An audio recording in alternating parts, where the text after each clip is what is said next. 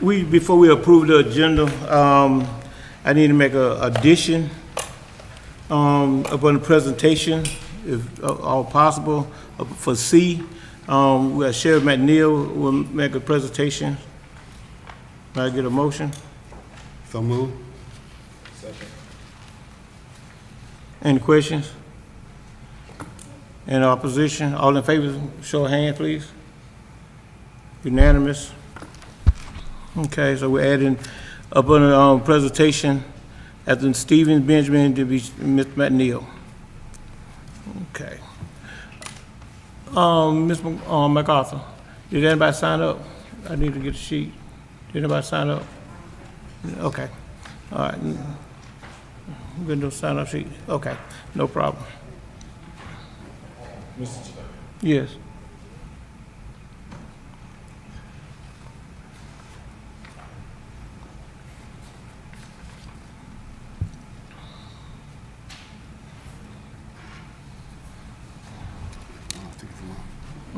Okay.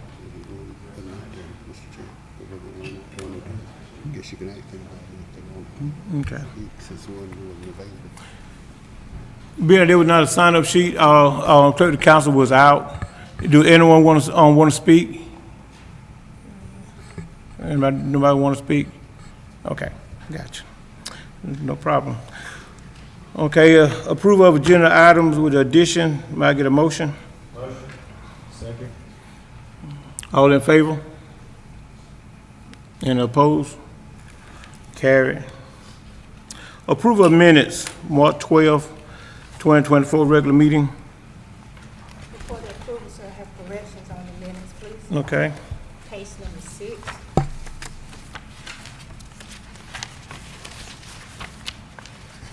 Okay, where at?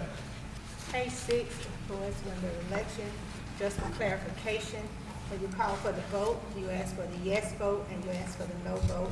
I raise my hand for the no vote. I just want that being clarification that I did not abstain. Okay. I'm- You did a no vote? Yes, sir. Case 17.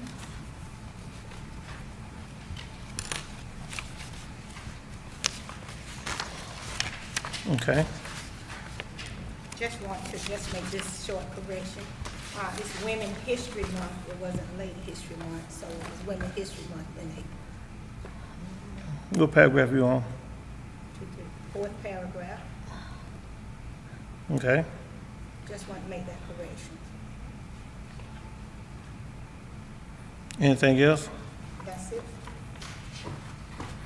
We have any more corrections or clarification? Mr. Chair, I make a motion that the minutes be approved with proper correction as stated. Second. Motion have been made and second. All in favor, show of hands. Unanimous. Presentation, Ms. Stevens. Katrina Stevens. PD Coalition. Okay. Mr. Harry Benjamin, Town of McCall.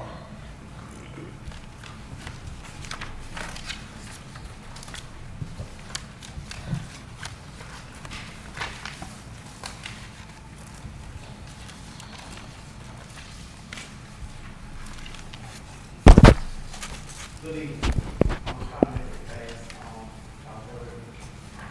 Good evening, to everyone, Sheriff, and Council. I'm Councilman Harry Benjamin from the Town of McCall. On behalf of the Mayor and the Council of McCall, we would like to thank the County Administrator for inviting us to the Marlboro County Beyond Sunday Home on March 15th. It was amazing. It was beautiful. It was a beautiful, great experience. On a scale of 1 to 10, it was 11.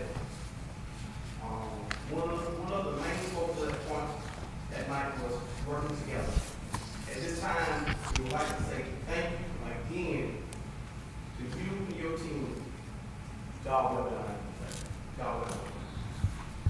Now, with that being said, I would like to speak on 3 short topics that can improve our town and surrounding area. Number 1, Order 834 is an agreement between Marlboro County, Town of McCall, to provide fire protection services to the district. We would like to ask to reapprove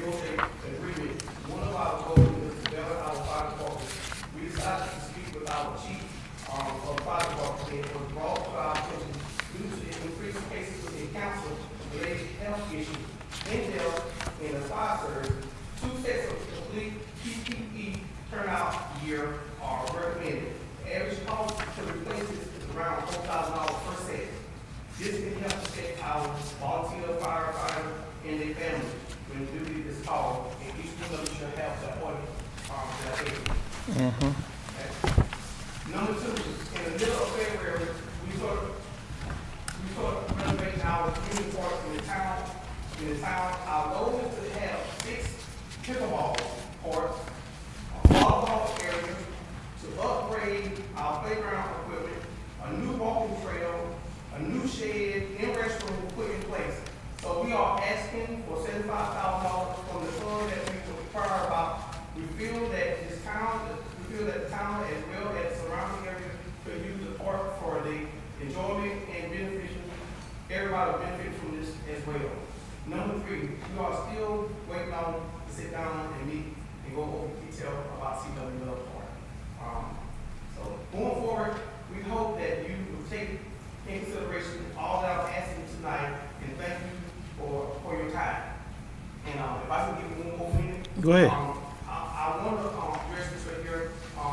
We have our May Fest coming up. It's May 4th. It's from 10 a.m. to 4 p.m.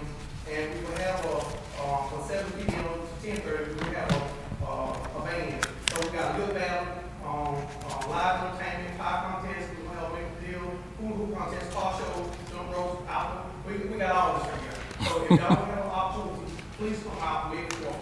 And in my closing,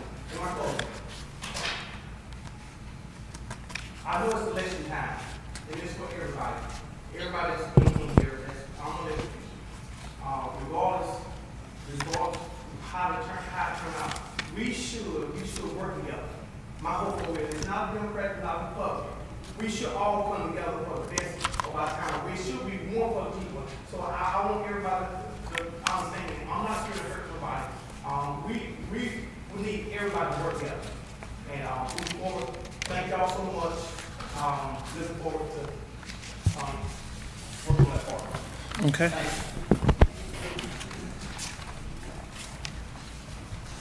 you. Chairman Neal.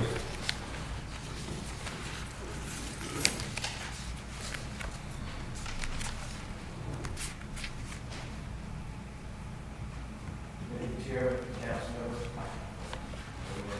I'm here to talk about grants that we apply for this coming year. I think it's something that you may be aware of, especially now that we're in the budget season. And I just need to go through 4 grants that we have in place. First grant is the South Carolina Department of Public Safety, the JAG grant. We're asking for, we will apply for a grant of $76,752 for more radios, dual band radios. Last year we picked up about 15. This year we want to finish out the amount that we're getting. That is a matching grant of $7,675, a 10% matching grant. Secondly, we're having more public safety. Each year we have to reapply for resource officers for the county, for the district. We apply for those resource officers again this year in the amount of $308,600. That's not a match. We should be getting that back, but that is a grant that we have to do. Third grant was the highway safety grant. I think you remember last year we applied for a highway safety grant and we were able to get $25,000 for overtime for traffic.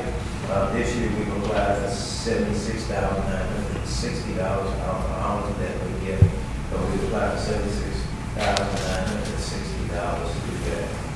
We also submitted a request for funding from our congressional person, Congressman Russell Fry, as well as from our local legislature. We applied for funding from both of them. That funding will go toward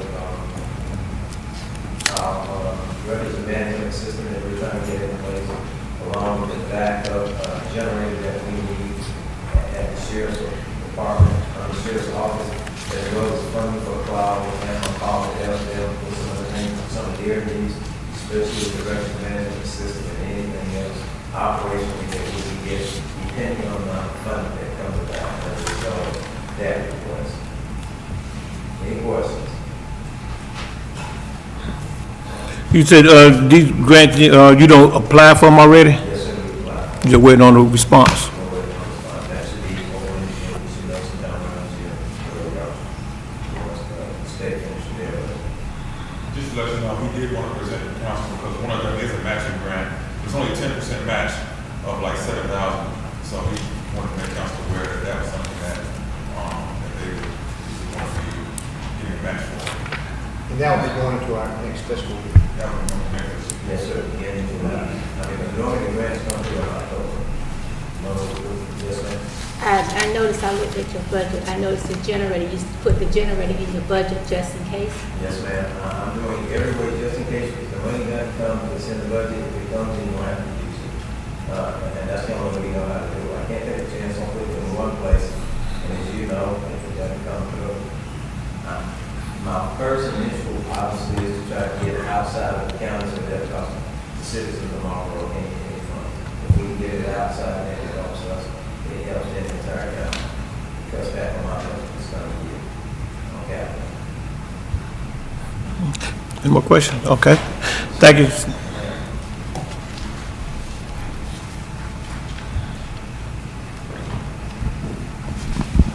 Okay, next on the agenda, we got recognition of citizen request before council. I'm asking this again, we got any citizen that would like to speak? Hearing none, we move on. Public hearing, public hearing ordinance number 845, an ordinance to amend an agreement for the development of a joint county industrial and business park, 2016 park of Dillon and Marlboro County, so as to enlarge the park. So this is a reading of, the Dillon Marlboro County, Business Park. I've spoken about this before. This is the park over there on Highway 34 and 95, and they're just doing some expansions and moving some things around, so they just need the approval of all the counties involved. Okay. Citizen of Marlboro County, anybody got any questions? If not, I'll close the public hearing. Old business, ordinance number 803A, an ordinance amending the organization of the Marlboro County Economic Development Board, second reading. I have a question, sir, On, when he gets finished. okay. Mr. McNeil, how you doing, sir? Good. Thank you, Mr. Chairman.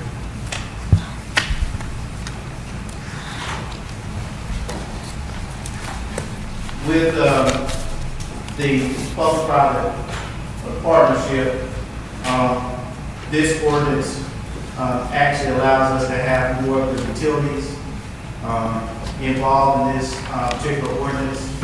I won't go over the entire ordinance, but it also allows each council member to elect a person and their designee as well. And so this new structure for the ordinance we feel would be more productive and more efficient and help us move more effectively in terms of economic development. Mr. Lawson? Thank you for that, Mr. McNeil. With the ordinance on page 25 here, I noticed that the executive body, I noticed a 24-member board, is that right? Yes, And we council members appoint 8 of those board members. that's correct. Just for information, I'm looking at the membership as far as the serving time of everyone is for a 2-year rotation. I just wanted to ask you a question to be sure that at present, has anyone on the board not exceeded their time on the board? Yes. Okay, should that not be changed then? As far as, because the ordinance says that there's 2-year consecutive time. Correct. As I understand it, if the council should choose to approve this ordinance, then this ordinance would go into effect, which would mean that, you're able to re-elect that person. But the question I'm asking then, if someone has already been on the more than the 2 consecutive times. Is that not the time to, right then, to say we're violating the ordinance as far as the changes? If that's the will of the council. Okay. Thank you for answering that. I'm pointing that out because I know that some members, and if I could, we could get a list of the members who are serving, that would help me a lot. Okay, we can provide that. Thank you. I just want to add that we did discuss this in the meeting. Okay. And we were going to wait until this gets passed, and then we go and decide how do we move forward with those members who exhausted their time on the board. But we want to get this through first, and then we can go ahead and start. Because that last ordinance wasn't even right anyway. Nothing was being done right in that ordinance. So rather than changing an ordinance or changing parts of it, we just want to go ahead and do a brand new ordinance, and then once we get it, we can go ahead and start making things right in that. So that was the thinking for that. Let me ask you, this, Mr. Chairman, if I can have the floor for a minute. With us supporting the 8 members in those the time and 2-year limits, I don't want to do anything to cripple the board if, these boards are free. They're non-paid board, and it's hard to get people to do it. So if you can't find anybody to volunteer and take those positions, you don't want to get to the point to where you can no longer have a quorum to meet and we cripple the board. So I would like to have some type of safe net in there. So if we can't find anybody to take that position, that we can reappoint that person if even after a 2-year term, a consecutive 2-year term, if that makes sense. Which I would agree. If you get it, even on there 2, you get the members in a managed position for the utility industry. If those people are by utility, I mean, we can't, if it's whoever's represented by that utility company, if they stay on as a hire, I mean, I don't think you'll want to limit that person to 2 years also. So I think that would be the thing as far as looking at the 2-year, the 2-year term. I think that's one thing that we'll have to really look at. Is that 2-year term universal to everybody that's on that executive committee, or just the members that council appoints? That's two, that's all. Make recommendations. Because if we're outstanding with utilities and stuff, you want to leave that as consistent Yeah, as that's possible. right, 2 years. So maybe change that language. Ex officio as well, because sometimes ex officio won't have changed in that 2 years. And you don't need a motion to do anything like this. You just let them know. And once he brings that back, then we can vote on that. Maybe change that I just want language. to bring it while we're in second reading, because if you do it in third reading, you won't have a chance to change. So I do appreciate what you've done, but I'm bringing it up now while we're in the second reading, so you can make some adjustments. And that's why we left it kind of open, so the council can decide how to feel that day. Thank you. All right, sounds good. That's good questions. I get a motion on this reading on ordinance 803, second reading. Motion. Second. Any questions? All in favor? Any opposed? Unanimous. Thank you, Mr. Chair. Thank you. Ordinance number 845, an ordinance to amend an agreement for the development of a joint industrial and business park 2016 of Dillon and Marlboro County, so to enlarge the park. We just had that in public hearing, and this is the third reading. I know Mr. Clyburn just went over that. Is anybody got any questions for Mr. Clyburn at this time? Hearing none? So moved. Second. Okay, motion been made and second. All in favor? Any opposed? Unanimous. Okay. About the new business, on resolution number 042401, a resolution authorizing the submission of grant funding in the amount of $500,000 from the USDA Rural Development of Marlboro County for various projects under the community facility grants to assist with essential community facility in rural areas of Marlboro of South Carolina. Okay. Mr. Chairman, council members, we have before you a resolution authorizing USDA. Of course, USDA grants are designed to address the various needs of the county, and then, of course, make those dollars stretch further. Marlboro does qualify for a 55% grant for each dollar, 55 cents on the dollar, maximum of $50,000 per grant. This resolution is just effectively reflects your commitment to those projects and authorizes us to submit those grants. And we refer back to that resolution each time we submit the application for USDA. Okay. I have a question, sir. When in the whereas there about what we're gonna be placing, ambulance, how many ambulances we're looking at replacing? Well, I'm sure we'll replace at least one in this upcoming fiscal year. Is that also in the budget too? It will be a part of the upcoming 24-25 budget. So it'll be all part of our capital.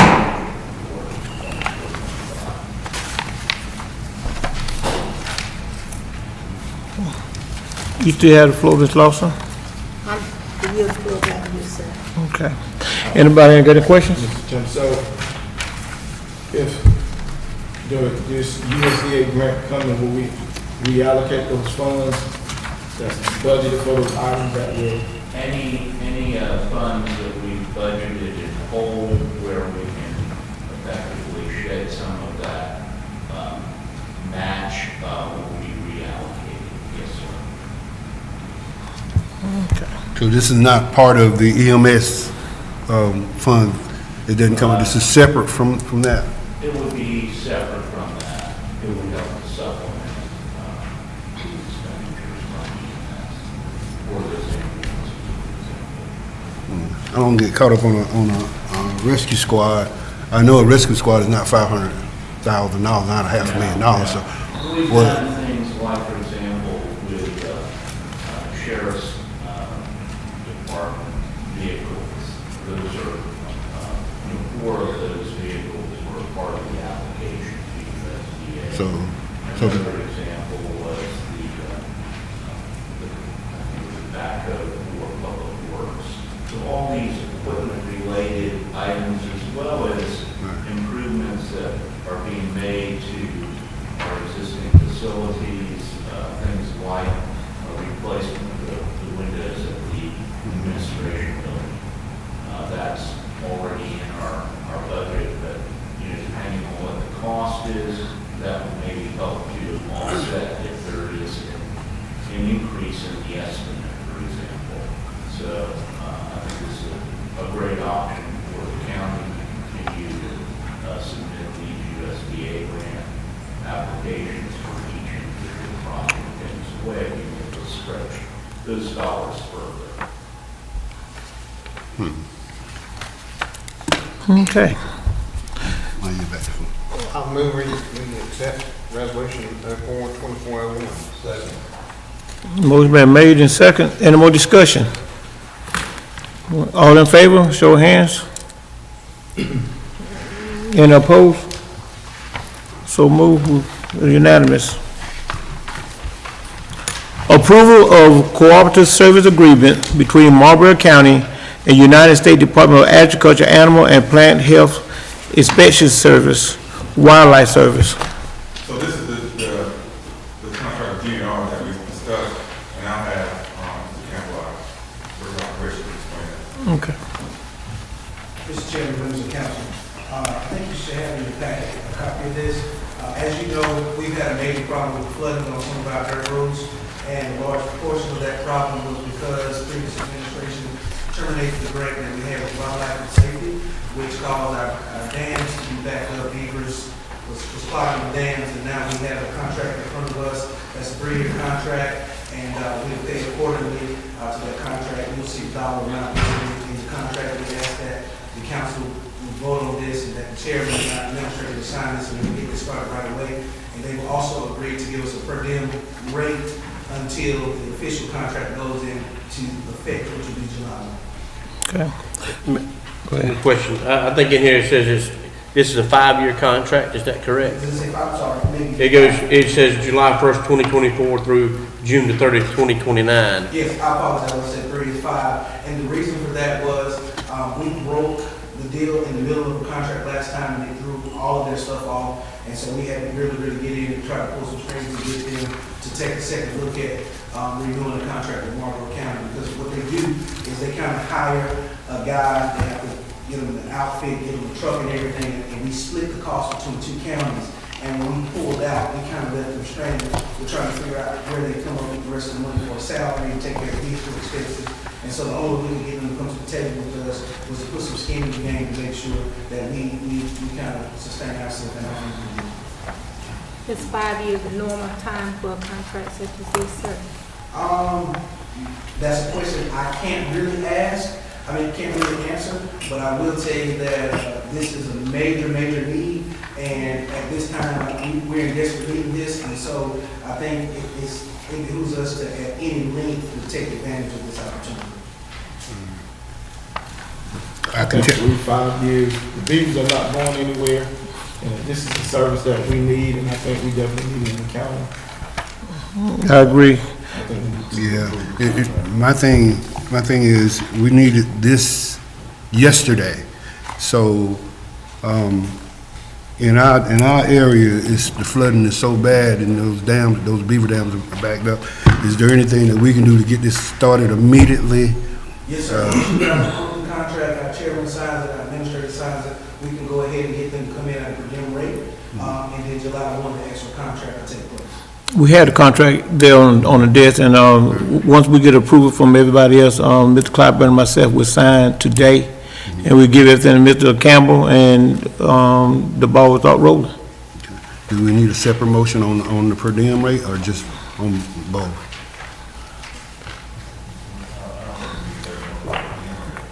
Because it's not, Okay. Yeah. the review rate for the next 3 months is probably going to be, It's as needed. yeah, and so it's not going to be something that is over 25,000. Okay. Okay. Will we need to do a budget amendment for this? Right, we will need to do a budget amendment, for this, for next year, but not for the man this year. Any costs on this? part? If you're incurring costs for the next 3 months, so we'd have, How much is that going to be for the per diem? I mean, if you did, if you just, The per diem, he didn't actually give us a cost, because when he says per diem, what they're gonna do is we call them, if you have a dam, they'll charge you per dam. Basically, Okay. so you can't really tell until they get on the site. On the job. Some of them are Yeah. personal, some of them call for dynamite, some of them they're able to actually just get in and use that. So, But tonight, we can approve the contract, because it doesn't start till July 1. And then if we need to go back and negotiate the per diem rate, then bring that back to council so we can do our necessary due diligence. Might get a motion. So move. Second. Any more questions? All in favor? And no opposed? Thank you, sir. Appreciate it, Mr. Campbell. Ordinance number 846, an ordinance to adopt the annual budget and to make appropriation for Marlboro County for the fiscal year beginning July 1, 2024, ending July 30th, 2025. First reading, title only. I want to thank everyone that was able to attend our last budget workshop, and of course, the budget process is ongoing. And tonight, we're asking to adopt first reading title only. We'll provide additional details at the next upcoming budget workshop, which will be 2 weeks from this coming Thursday, between 1 and 5 o'clock. And of course, then it will be presented at the May meeting for second reading. So I don't know if there's any questions regarding the approval of the ordinance for first reading title only. I know last year we was, it was a whole different era last year, so we're not even gonna go back that way, but we're trying to get ahead of the curve of, getting the budget approved, so that's why we're doing the first reading now. So we go after the workshop and next, reading, then we can really put our teeth in it and start cutting the fat off. So this is your first reading only. Well, Mr. Chair, Yeah, the next workshop. No, the next workshop is the 28th. The 28th, that Thursday. Now, you want to encourage, all council members to attend. No, it's on 25th. Going by the, yeah, Next Thursday. the 25th, Thursday after next. Right. We got you. Mr. Chair, I Yes. attended the budget meeting, and y'all asked for us to go through it. I did go through my sheets, and I really did, but I have too many questions. I know they're gonna be answered in the meeting, and I know that this ordinance has some things in it that I need clarification on. So for me, because too many other things have come up that has been added to the budget, a lot of things have come up, even now with the Circuit Public Defender's Office, a lot of things have come up that has been included in this budget that you may not be aware of. Some of you may, but I read through it. So for me, I know that this is first reading, but I'll just wait till the vote comes. Okay. All right. May I get a motion? So moved. Motion been made and second. All in favor? Those opposed? Okay. 2 opposed. First reading had passed. Okay. Ordinance, thank you, Ms. Wood, you need to stay up there? Ordinance 847, an ordinance to approve the capital improvement plan for Marlboro County for the period, fiscal year 2025 through 2029. First reading. As we stated, we're in the early stages of our budget process, and of course, we do have an existing capital plan. However, it's not been updated to reflect the 2025 through 29 period. So we are requesting that you approve this reading for title only, and of course we will present the details at the upcoming budget workshop 2 weeks from this Thursday. Okay. Motion? Second. Any questions? All in favor? First title only, first reading? Okay, those opposed? Okay, it passed. Okay. Order number 848, an ordinance establishing the Agriculture Commission for Marlboro County. First reading. This is first reading title only, and we discussed it in executive session, and also that we would like to establish an agricultural commission to involve our agricultural community with some of our activities, and some of the things that we need them to look at as far as just basically our overall improvement plan for the county. Okay. I know I talked to, a gentleman over the, they got a little farm on the committee, and I talked to him, I spoke to him this weekend, this past week, and he said he'd be more than happy to, talk to his people and kind of join in with this, opportunity to be a steering committee. With that being said, and Mr. Clyburn, title reading, first reading, title only, may I get a motion? Second. Motion been made and second, all in favor? Okay, none opposed? Okay. Resolution 042402, a resolution approving the lease agreement A between Marlboro County and Duke Energy Progress LLC for the term of October 1st, 2024 and continue through May 31st, 2026. This lease agreement is for 5.5 acres across from the Delta site, and we discussed that in executive session about the fact that it will be laid out, a layout agreement, meaning some of their equipment, that kind of thing for Duke Energy. They're using that property for that, and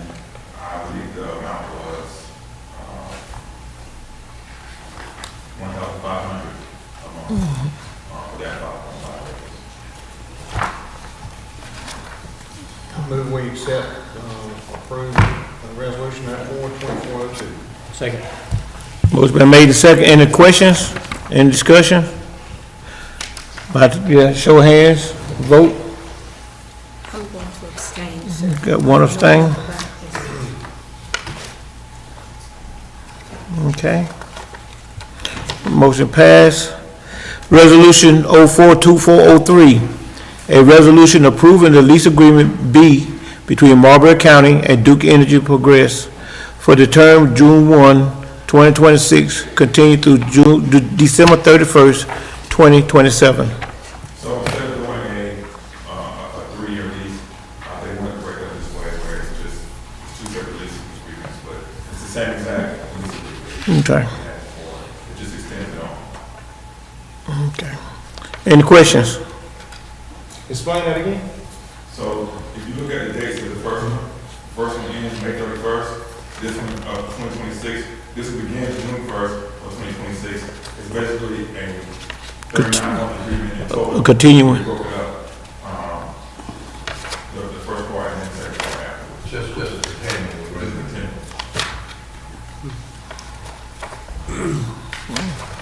I move we accept resolution 04-2403. Motion been made and second. Any questions? All in favor?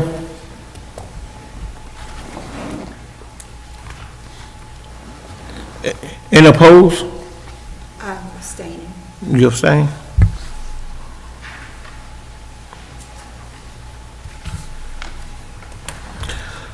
Resolution 042404, a resolution designating the month of April, South Carolina as Fair Housing Month 2024. It's just as stated, definitely on April, that's South Carolina Fair Housing Month for 2024. I think this is, we do this every year, so nothing new. May I get a motion? So move. Any questions? All in favor? Unanimous.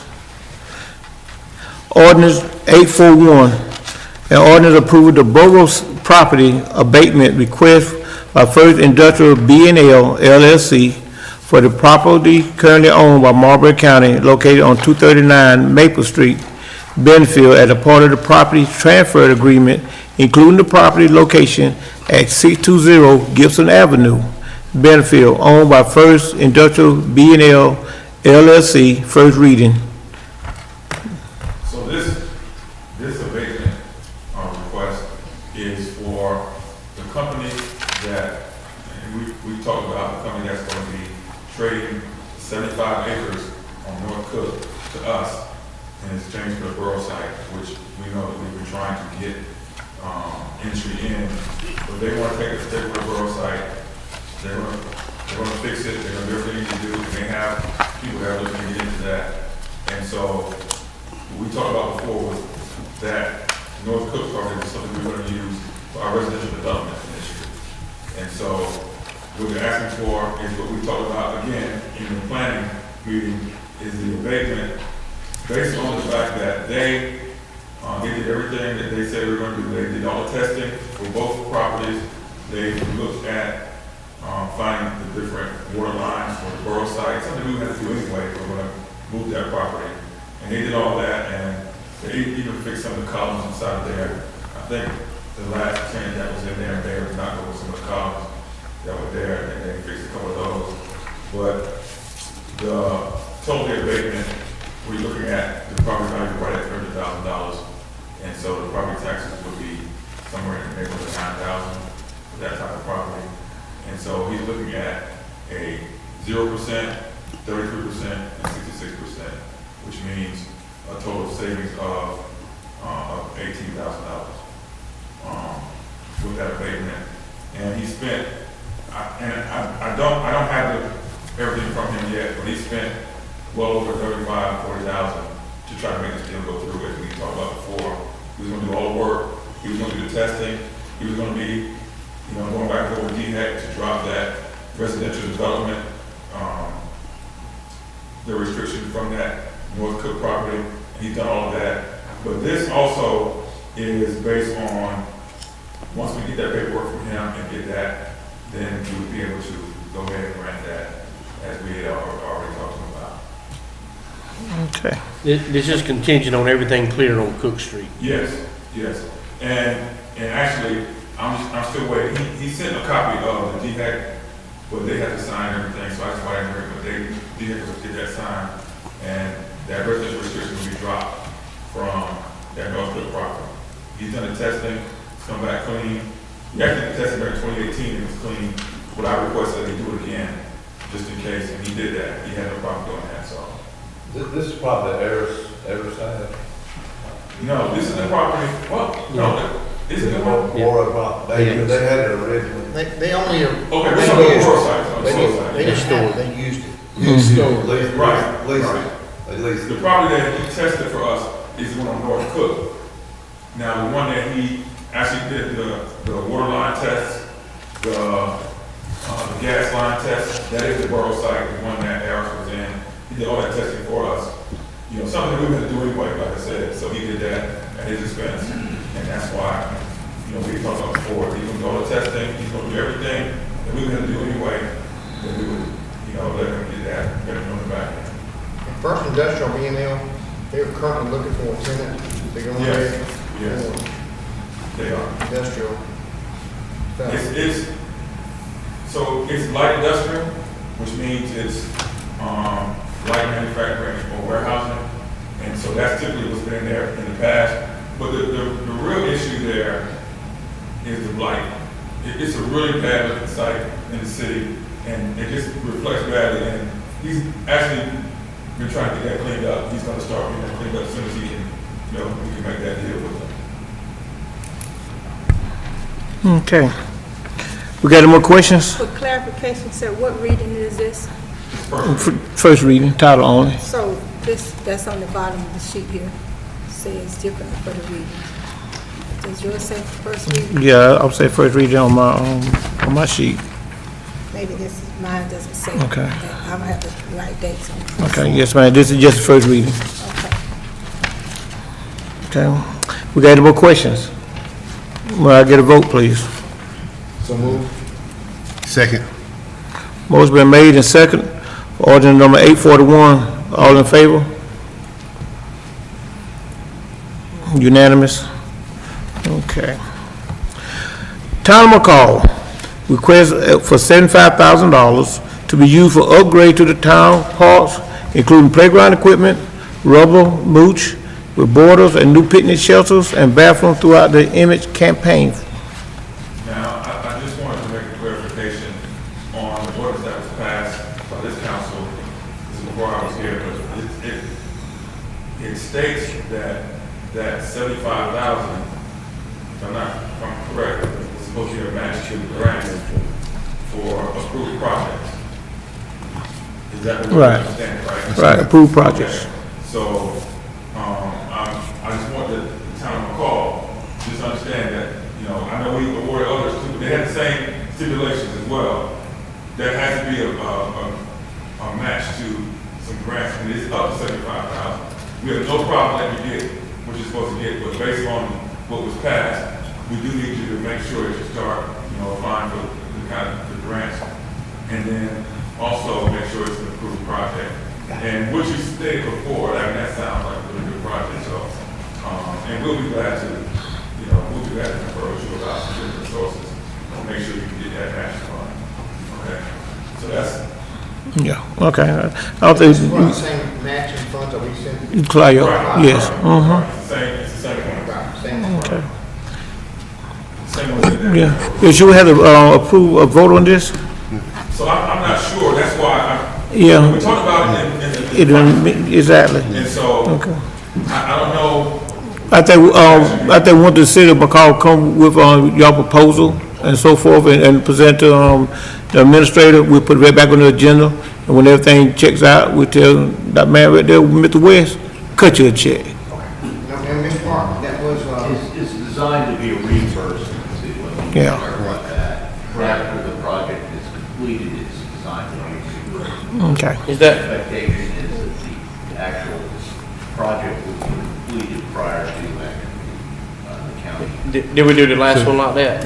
Yes, we have not cut the check. For Claudio. Claudio got the They check, have yeah. not completed the project.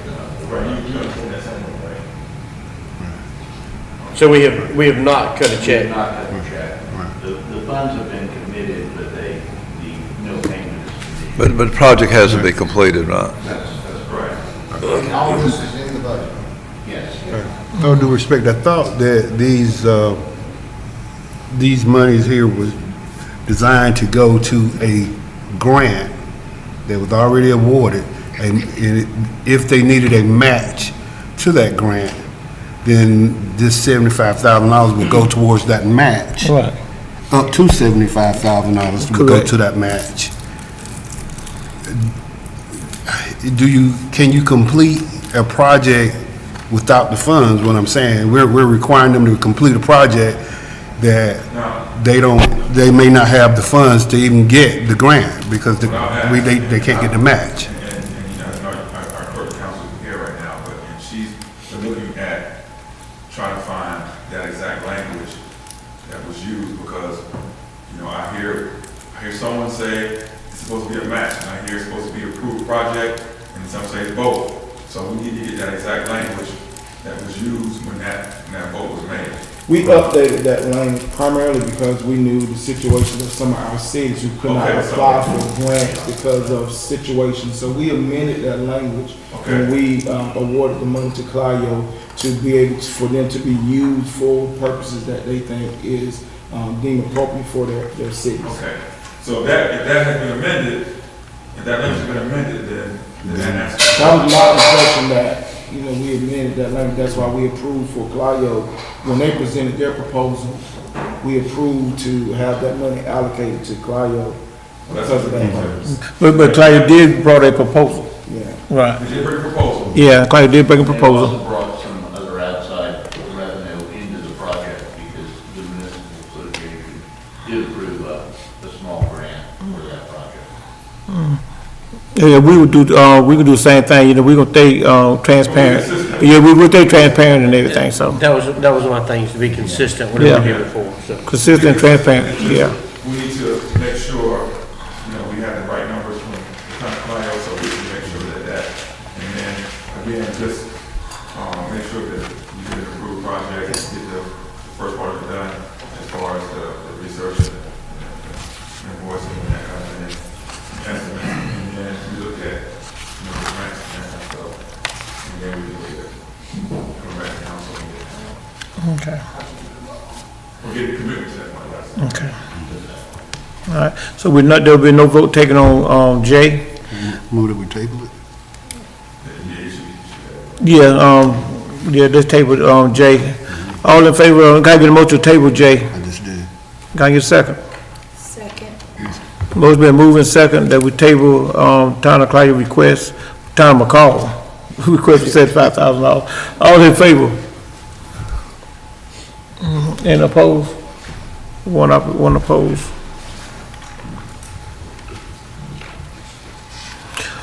Okay, K, resolution 042405, a resolution authorizing the submission and acceptance of PARD grant funds in the amount of $68,429 to be used for the kitchen upgrade and additional of pickleball courts at Marlboro County Golf and Recreation Complex. Mr. Clyburn. So this is, you know, for the PAR grants, we get a certain amount of designated to the county every year, but we have to apply for it. And we haven't done that quite so often, but we do have $68,429 left in that PAR grant money. And it's generally about, close to like 40,000, a little more than 40. A little less than that, actually. It's 20,000 base plus population. Last year was roughly $28,000 that was added to the county's portion of the park grant. But again, we have that money designated to us, we have to apply for it. Okay. We need it. And it does add up. However, after how many years, it kind of Disappears. Yeah, we use it, we lose, yeah, we don't use it, you lose it, yeah. And one of the things that we were looking at down at the golf facility a kitchen facility at the banquet hall and at the golf course. We wanted to apply those funds there, for that project. Okay. Mr. Administrator, in relation to this particular, request, I love golf. I try to swing it myself sometimes. My son is actually playing for the high school. They're in Camden right now at a golf match. But these park funds that we need for Marlboro County, we spend an astronomical amount of money on that golf course. For us to use this $68,000, knowing that our other parks are in desperate need for our kids, desperate need of updates and repairs, for us to take an additional $68,000 when we've allocated close to $3 million to that golf course, for us to take these crumbs and apply it there, I think it's a travesty, for our children. We know the condition of our parks. We ride by them every single day and see them. This money been sitting in the park account for, I'm not sure the last time Marlboro County got money for parks. When was the last time It's been a long time. I don't recall. These crumbs should go to our parks, not to the golf course. And I understand that we're still doing some magnificent things at the golf course. There's a lot of events that are happening at the golf course. The beautification process is going well at the golf course. But our parks are in desperate need of updates and repair and equipment for us to take the crumbs from the kids. Well, I will say, now, I'm not disagreeing with you on that, because our parks, all of them need some attention. We have put some money towards some of the parks, which I was going to report on a little later, with the Brightsville Park. And then we're looking at doing Bennett Park next. So it's not like, I told you when I first got here, I'm not going to ignore those parks. And you know that. I've worked with you on those parks and make sure they get the attention they need. And so, But this is free money. but this is free money. This free money right here. We got a lot of free money we got allocated to that golf and recreation complex. And Lord knows I wanted to see it the best in this region because we have an opportunity to capitalize. But these are the crumbs we're taking for the kids. I really do think we need to relook at, taking this park fund. I agree we need that money, but those parks need that money more than that golf course need that money. Mr. Chairman, in reference to this project, we went going into this thing, we knew it was going to take a tremendous amount to upgrade that complex out. And it's not just a golf course. I mean, it's a sports complex. We got a pool addition and splash pad that's coming out there. This thing is for pickleball courts, something that probably right now is probably about your most popular sport. So it's not like it's just going. And regarding the kitchen part of what we talked about was getting it upgraded to where we could have banquets, weddings. I think Eric, was the plans for the front part was to fill all that in and have a meeting area or a place where we could put tents up when people wanted to have family reunions or 50-year anniversaries or whatever, But I think that, I came by there the other day and I don't believe we could have got half of a Volkswagen on that parking lot. It was slam daggone full. We are bringing people from 2 states, maybe even 3, to that complex and stuff. And I think we need to continue to upgrade it so that we can continue to that. The other thing too, the big part of that complex is industry.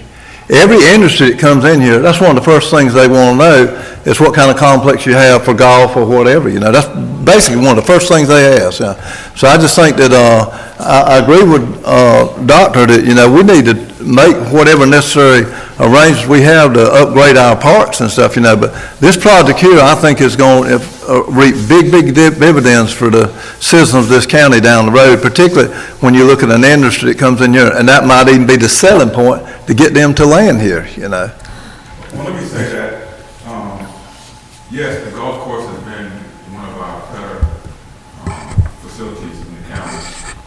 And yes, we spent an awful lot of money on that to make that happen. And as you will see a little bit later with one of the bids, there's going to be more money that has to be spent there. And so I do agree that we need to spend some money on some of our outlying parks. I do agree with that. And I saw Bennett Park, saw how bad it was, and we have to start working on that as well. It was to a condition where we couldn't even practice on that for the T-ball. And so we're also looking at the facility in Blenheim and what we have in Wallace. So yes, we do need some funds for those parks. What we need for those parks though is, I mean, we need some major money as far as the scoreboards, bleachers, and those kind of things, almost to the level, but more so than the level that we use at CW Love. We need quite a bit of funds for those parks. And so if council feels as though this money would be better used for the other parks, you know, that's a council decision. I'm just bringing what, you know, a proposal that money be used there. I don't have a vote. That's up to council. What you don't want to do though is lose it all the way. So Right. you need to have something to take to the delegation. Right, and that's another point. So that they'll okay it, push it through. If we don't show something good enough, they're not gonna sign off on it. So they see we spending the money out here. I think that they, I feel like they would sign off on it because we spending so much money out there, they would want to be a part of that. So that's why I would agree to use it out there for the pickleball, for that reason, because we lose it so many times. Even when we applied for it, we'll lose it. If you don't have something concrete when it goes before then. Right, and I'll say this, if we are going to use that for that project, we really need to make sure that we continue the upgrades that we talked about in the Parks and Recreation Committee for those other parks. Now, we had some money from that 260 or 220,000 that went towards, you know, Blenheim. We have a lot of that money left, and if we're going to be upgrading the pickleball and the golf course, we need to take a hard look at that money that we have left, and instead of just, I don't want to say hoarding it, but instead of keeping it, when we do have a desperate need in a lot of our parks around the county, we need to take a hard look at putting that money there towards that as well. I mean, I agree, it's not fair to just put it one place and leave everything else kind of barren. We do need to put that money that we have left over in Blenheim, and that's where we talked about that money would be going, and part of that money went towards Brightsville Park to get that done. Some of that money needs to go towards Bennett Park because we do need some more bleachers out there and just attention all around to that area in the basketball courts. So if we're going to do that, again, it's going to have to be fair, and I agree with that. We need to take that money, or we can switch it around. We can take that money and apply to the parks, and then take some of the money that we have from Blenheim and put to the pickleball. But some of that money has to be spent towards those parks. We already have it. It was in the budget for last year, and it's still sitting there. So, sounds like to me we have some money that we can spend at the parks. This is money for a grant, so, I agree with all, you know, years ago, that's where our part of money went to, is our parks. I mean, for, I don't know how many years, for years, so, like I said, I don't have a problem. I do wanna see a project completed, and so I think, you know, that with the kitchen upgrades, pickleball, you know, the 20% match, is that in-kind, was that in-kind contributions, or that have to be cash? I believe it's cash contribution. It's a cash contribution, okay. Well, Mr. Chairman, your idea, I think, and you've talked about it, part is to decentralize the recreation. So we're going to address these parks around this county, because I think that is what is in the best interest of the kids and stuff. Just like we've been talking about CW Love Park and the Browser Park, the Bennett Park, and the idea when you decentralize the recreation in Marlboro County, we're going to be putting inputs in every community, because I think that's the lifeblood of building these parks up in each one of the communities that we have right now. And like I said, I'm in favor of the money we got sitting there coming from that original grant, the $263 odd some $1,000 that we use it, as Dr. Johnson said, to upgrade these parks. We used 85 out of the 250. That was the allocation, so we've got 140,000. So can we Mr. Chairman. specifically address the land? If we're gonna apply for this $68,000 grant to go towards the golf complex, but I honestly don't have a problem with it. I just don't like the optics of us using Absolutely. free money, you know, for, and I hate to say, I know money's not free, but free money for, but citizens are taxed with their tax dollars and paying for upgrades. But if we're gonna, you know, allocate this money, we need to have specific language that whatever remaining money of that $140,000 be specifically allocated to these parks where we can see the visible changes to some of the equipment and stuff that our kids can go there and play and have a good time. Well, that 140,000 we're talking about is not a part of this. That's what I'm saying. If it's part of that 80, that 250 that we allocated. Right. But Yeah. we hadn't heard anything else about that money until, you know, right now. If we're gonna get this grant, we need to make sure that we have a specific plan where that rest of that $140,000 is spent specifically on our parks, where by summertime, we can actually visibly see the cosmetic changes that $140,000 went to our parks for our kids. Mr. Chairman. Yes, sir. I'm gonna piggyback with Dr. Johnson here because it seems like every time that we get any type of money in, that we want to just dump it on the golf course. And, you know, the optics of that is that we're putting the golf course ahead of our children. And we know that those parks are in dire need. So just to always dump money at the golf course, yeah, we need a pickleball court, yeah, we need all this stuff at the golf course, but also our children need areas that are safe, that are good to go and play. And when you get PARD money is designated to go to those parks and stuff, and it just doesn't feel right to me to have park money, PARD money that usually go to park, to go to the golf course, even though, you know, the map says that we have over $100,000 here that we can use, that we're finding out today that we can use there, versus $68,000 in a grant that we may use there. It's just that if we're gonna do it, let's go ahead and get it done. Let's go ahead and start the renovations on the parks. Well, it has You know, started now. And again, sometimes the timing, because in my administrative report, I'm sharing what has started and phase 2 of what we're gonna start doing. And it's coming out of that 104, well, I thought it was 165. 165 is already Okay. committed. Well, we don't need to play with free money and just dump it, you know, because, yeah, the golf course is in great shape. I salute the staff down there, the job that they're doing down there. Yeah, it's wonderful. We got people coming from all over. But we have to also, at the same time, do our due diligence and take care of our own kids here in the county. So, One thing, if I may chime in,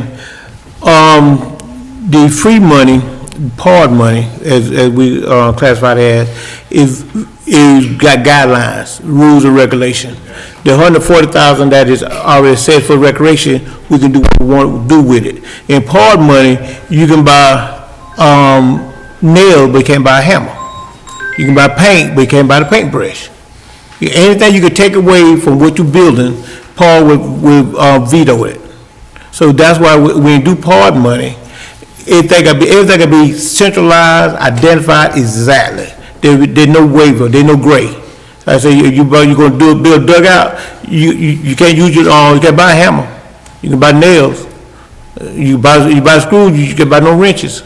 You know, but with the 140, 150 where we have there, we can buy hammers, nails, whatever we need to do, with no restriction.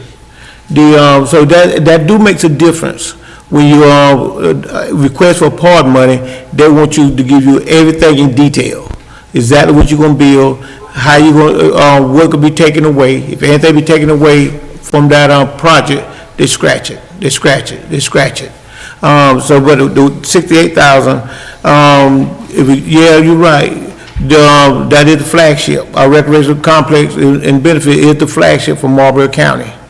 And the $68,000 with Councilman Odom said, with the kitchen upgrade, we have banquet, we have wedding reception, that revenue that will be coming in. You know, even we hosted, NISA hosted a program there, and people was raving how nice it is. But then again, like I say, you know, I go by Bennett Park all the time, you know, we play there, you know, so, but there is some ideas that we do have in place for Bennett Park, McCall Park, and other park, where we can have with zero restriction. We can spend it as we want to.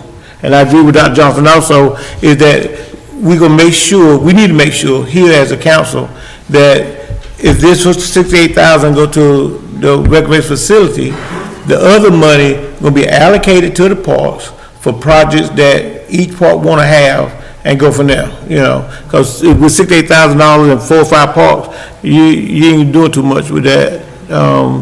One project take all that up. Let me just say this. This is a situation that's unique to a lot of these things. This is a situation where we can actually do both. We do have the money to do both. Right. We have the money. What we have to do though, council has to approve. I mean, I can't just go out and just do $160,000 worth of work. Council has to approve. You know I'm more than happy to spend money in the parks. I talk about all the time. These parks need to get better and better. So we actually have the money to do both. This just, and I understand the optics, but it's one thing if we said the last $68,000 we had goes here. That is going there because of basically some of the restrictions. But we actually do have the money to do the other things, and from what I'm hearing from almost everyone on the council, if this were to get approved, we need to immediately go, we got $165,000, that needs to go immediately to some of these places like Bennett Park, finish what we need to do out at Wrightsville, and that money actually could go a long way to finish those other parks. I think, we need to have a plan of each part, what needs to be done, brought that back. Council can vote on it, the wish list, council vote on it. But with that, I'll make a resolution for 042505 to move forward. Second. Motion been made and second. Any more discussion? Discussion. Go ahead. This kind of stuff needs to be brought up in our finance committee, because we hear funds for the first time like this, that's what makes this discussion long. That's why I say in the finance committee, we need to be aware of all funds that's coming in, so we won't have this long discussion. We could have eliminated some of this by knowing that those funds were, the amount of the funds that were available. That's all I'm saying. We That would actually help. talked about that, we talked about the 26,000 and that we used part of it. For the part And we of had, you talking the park grant? Yeah. Oh, no, that was something that was thrown up on the agenda right after the Finance meeting. Finance meeting. But no, we discussed that 260,000, and we discussed that there was, we already spent some of the money on the air conditioning units, so we had a lot of that money left over because we didn't do the floors, remember? Right. And so we discussed that we did have that money left over. So again, I've always stated this in our community meetings. I'm in favor of getting these parks done. But I do understand the optics of always going to the golf course first. I understand that. I know what that looks like. Trust me, I do.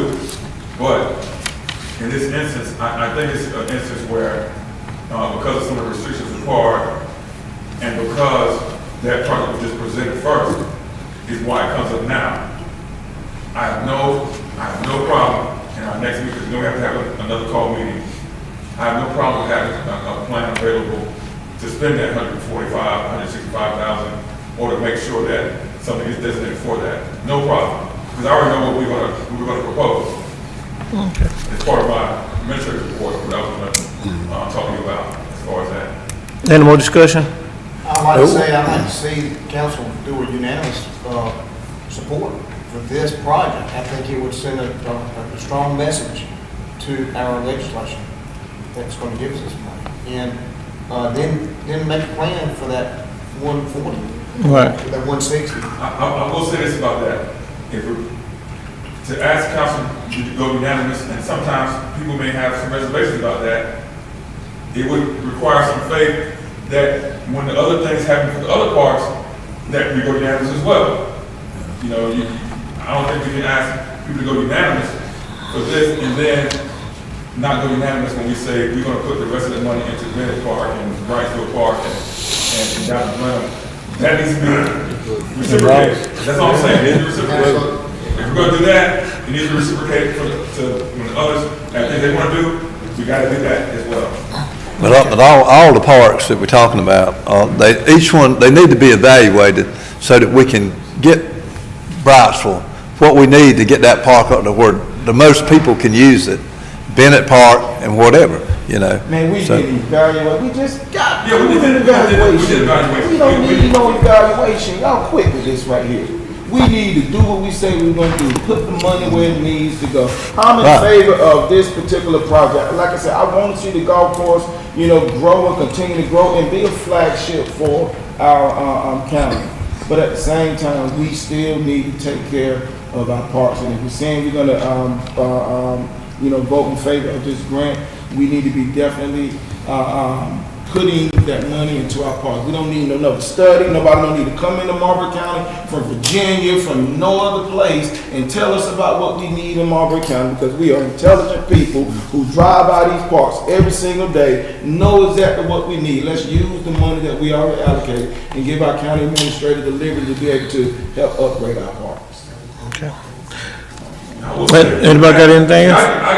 I'll be honest with you, I'll get what I want, because I've been wanting to get that money put towards those parks. I've been wanting that for a long time. It's just that, we've had some budget constraints, but we do have that money sitting there. And again, if we're gonna do this, on this end, you gotta come back on the other end and do what we say we're gonna do as far as getting those parks upgraded. Okay, well, motion been made by, Mr. Steen and second by, Mr. Odom. We don't have any more discussion before we vote. All in favor? Okay. Any opposed? Abstain. One abstain? Okay. Council and, citizen, we changed the, agenda, during the, agenda meeting, and we moved, the presentation up, and, well, I see we got Ms. Woods right there. Are you a speaker for PD Coalition? If it's all possible, council member, can we just, let her do her presentation now? Let's do a point of order. Point of order, we would, allow Ms. Woods to come in instead of Ms. Katrina Stevens to speak on PD Coalition. Good evening, everyone. Walking along.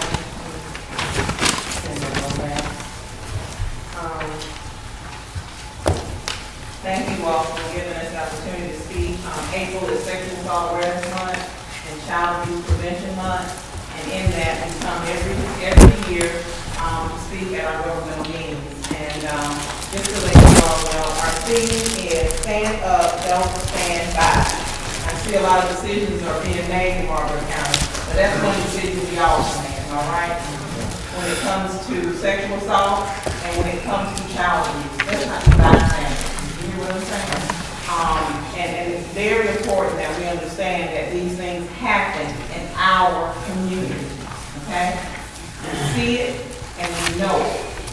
And very important that, that we don't be bystanders. I'm just gonna put that out there.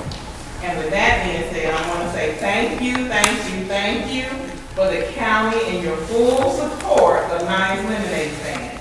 And Nice Lemonade Stand was against child abuse. We had great representation from our county, the both Tonys were there, and we were happy to have Councilman Woods to come. Tony Woods. Sorry. Thank you, Mr. Woods. And we just thank them for the county as a whole for supporting Nice Lemonade Stand and just coming out and supporting it. It's become the place to be at 108 South Park Street. And we thank everyone for their support. And thank you for the Innovator Award for Naya. Naya got an Innovator Award for her. She's going to be a future. We got to train a child and also, let them know that they can be leaders too as well. So we thank her for that. With that being said, it's about two things I want to just reiterate. We have coming up, we have April the 18th, we partnered with Lynn McQueen at the museum. We're going to have an art show, and she is doing wonderful work. Speaking of the county, but Lynn McQueen, I just want to give a shout out to her, that she's doing wonderful work for our county. And and I just want to say, coming there and coordinating with her about this art show, which is going to be, it's called Expressions of Spring, and we want you all there. It's April the 18th. It's going to be at 6 o'clock. So we want you there. Another event that I really would love to highlight is documentary screening that we're going to have at the Marion Wright Elvin Library. And that is going to be on April the 25th at 11 a.m. You got to register to be a part of it, and I can give you that information. What you all, This Fair Child is a documentary screening that the Children's Law Center out of South Carolina has done. And I really, really want you all to know, we're going to have a panel discussion and we're going to have a screening. But I want you all to know, Marlboro County is the first in the state to show this movie, this screening, this documentary. That is talking about, it's called Fair Child, because you know it derives from that scripture, that famous scripture that people use, I don't mean to harm, but sometimes they'll use their children. So this is a great thing for Marlboro County. When I say we're the first, the children's law firm out of South Carolina, just want to reiterate, we're the first to do this in the state. And the people that put this on are so excited, and we're excited too. So we're going to give them a Marlboro County welcome. And we'll also have a panel of local Marlboro County child advocates, professional child advocates that will be on the panel as well. So we're happy and we're just excited that we're the first. When we think about child advocacy, we know that Marlboro County was the first to bring the Guard That Line program to South Carolina as well. So it shows that we care about our children. It shows that we care about our children. So I'm going to leave that information with you. You see our pinwheels. The pinwheels stand for Child Abuse Prevention. And again, we just thank you all. And we're at 108 South Carson Street. And please don't stand by. Thank you. Thank you, Ms. Woods. Appointment to boards and commission, and we're in appointments. So, with that appointment, we were looking at, doing something with the housing authority. However, I know we talked about, council wanted to go back and talk about that a little further. Right. So that was the only thing that we had, so right now we're having, Okay. All right. Setting up bids, the irrigation irrigation system, the golf course, Mr. Deuce. this is introducing over the golf course,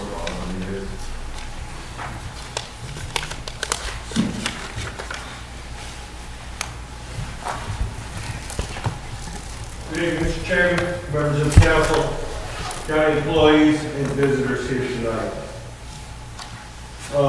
Gatto Group was our selected golf course irrigation design consulting firm. It was under the instruction by myself and the county to design a system that would meet the budgeted funds that were available, which is $750,000 for all 18 holes and the driving range.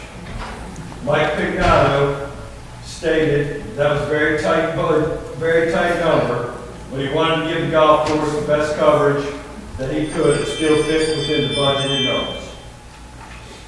The initial system was designed and all new HDPE piping and 532 sprinklers were included in the design. This allowed for 2 rows of irrigated coverage on each golf hole.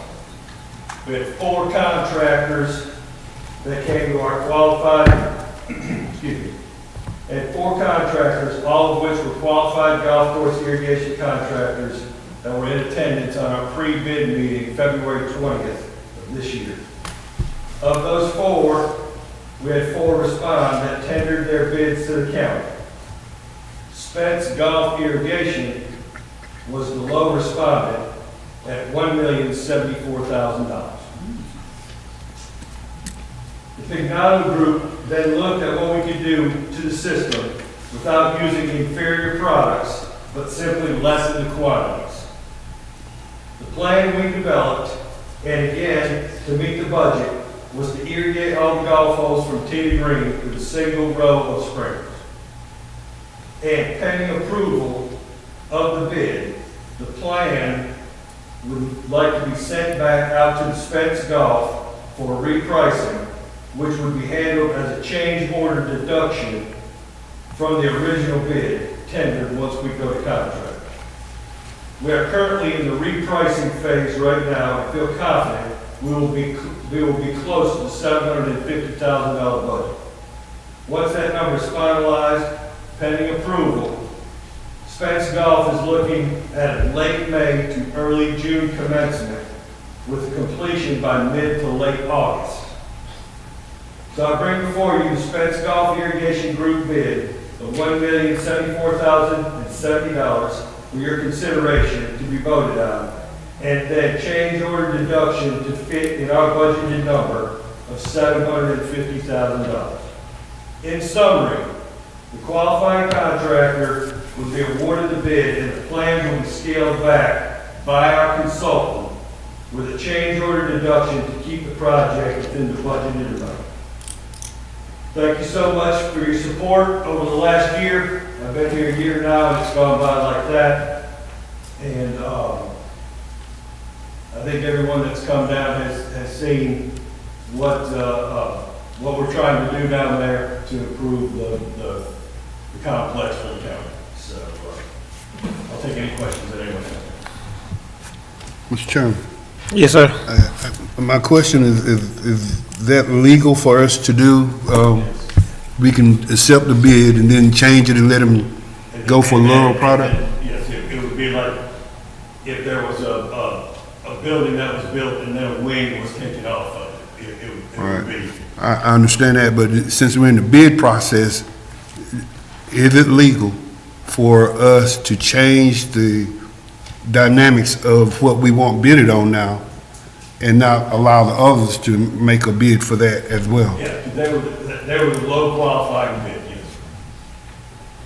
What was he saying? Well, I think, Mr. Chairman, if I may, I think whenever if we had a budget amount of $750,000, you know, if I would like to see it, you know, rebid to, if it went from a dual lane system to a single lane system, it's gonna take more time, but I would like to at least come back with a bid to say, from out of the box, if it was $739 or $769, I would feel more comfortable instead of going with a million, with a 1.07 to get it down to 750,000.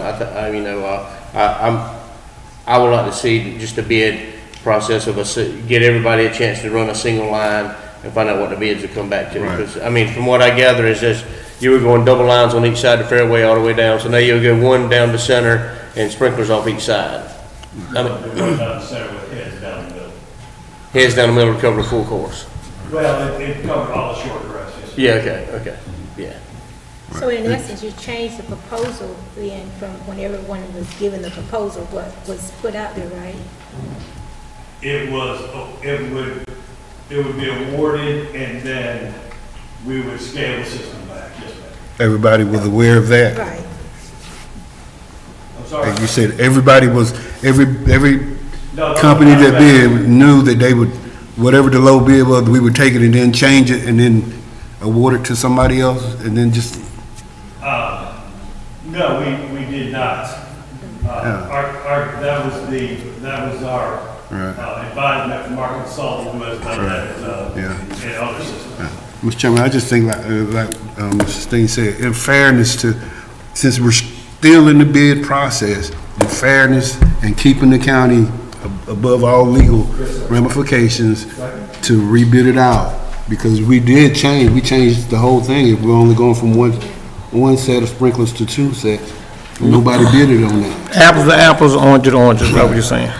Eric, they were the low bid, even though it's out of the range of what we had budgeted for the golf courses. The other three, I assume, was way out of the range. So they're not gonna be lower. Highest was a little over 1.3 down to the $1 billion. That's what changes. I mean, it's common sense, you know, you accepted, or the consultant that you work with, he accepted the lowest bid of the four, but that's still too high, that we're gonna have to scale it back to fit into the 751,000 that we had budgeted for the sprinkler system. So the other three will definitely be outside of that, I would assume.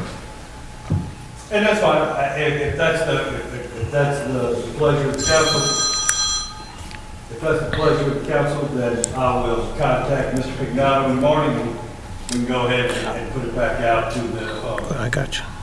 with the new plans and the new head count, and in the May meeting, we can bring it back to you if that's. Mr. Chairman, at this time, I would reject these bids and ask you to rebid all of it, or get the consultant to rebid it with, as much cover as possible, to get where we need to be Okay. within our budget. Would the single line be enough, would it be adequate? Your roughs wouldn't be sprinkled. You're gonna be, so, when the golf course was originally laid out in the 30s, obviously there was not much irrigation available at that time. And there's a big push for water reduction use as well across the country, just because water is a good resource. And so you want to keep your short grass irrigated. And in my conversations with Mr. Pignato after we got the numbers back, he let me know that that had been done before. But again, if that's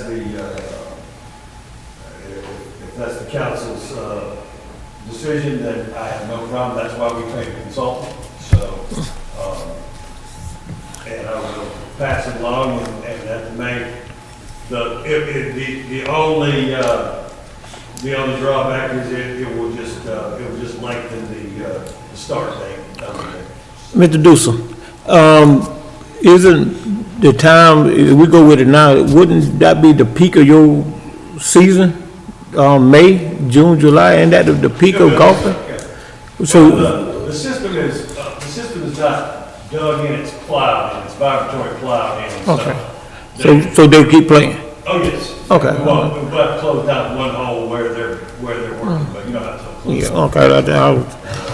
And just an aside on that, we are having right now, our pump station is being redone, as well. And so, we were able to use our existing station that we had there, and we're having it modified, having a computer system put in on it, and we were able to keep that at a very low rate compared to the original the original numbers that we brought back in June.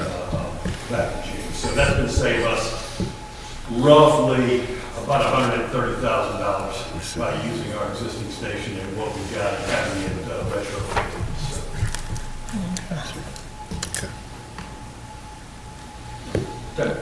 Anybody got any questions? You put a motion on the floor. There's a motion on the floor that we,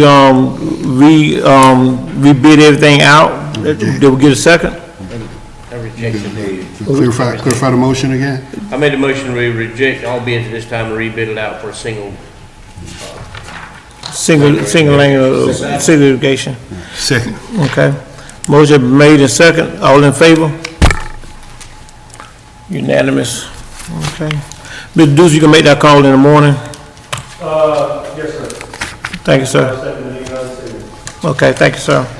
We'll go to our reports. Finance report, Mr. West Parks. You have in your packet the financial report as of March 31, 2024. Revenues total for that period through that first 9 months, $10,599,398.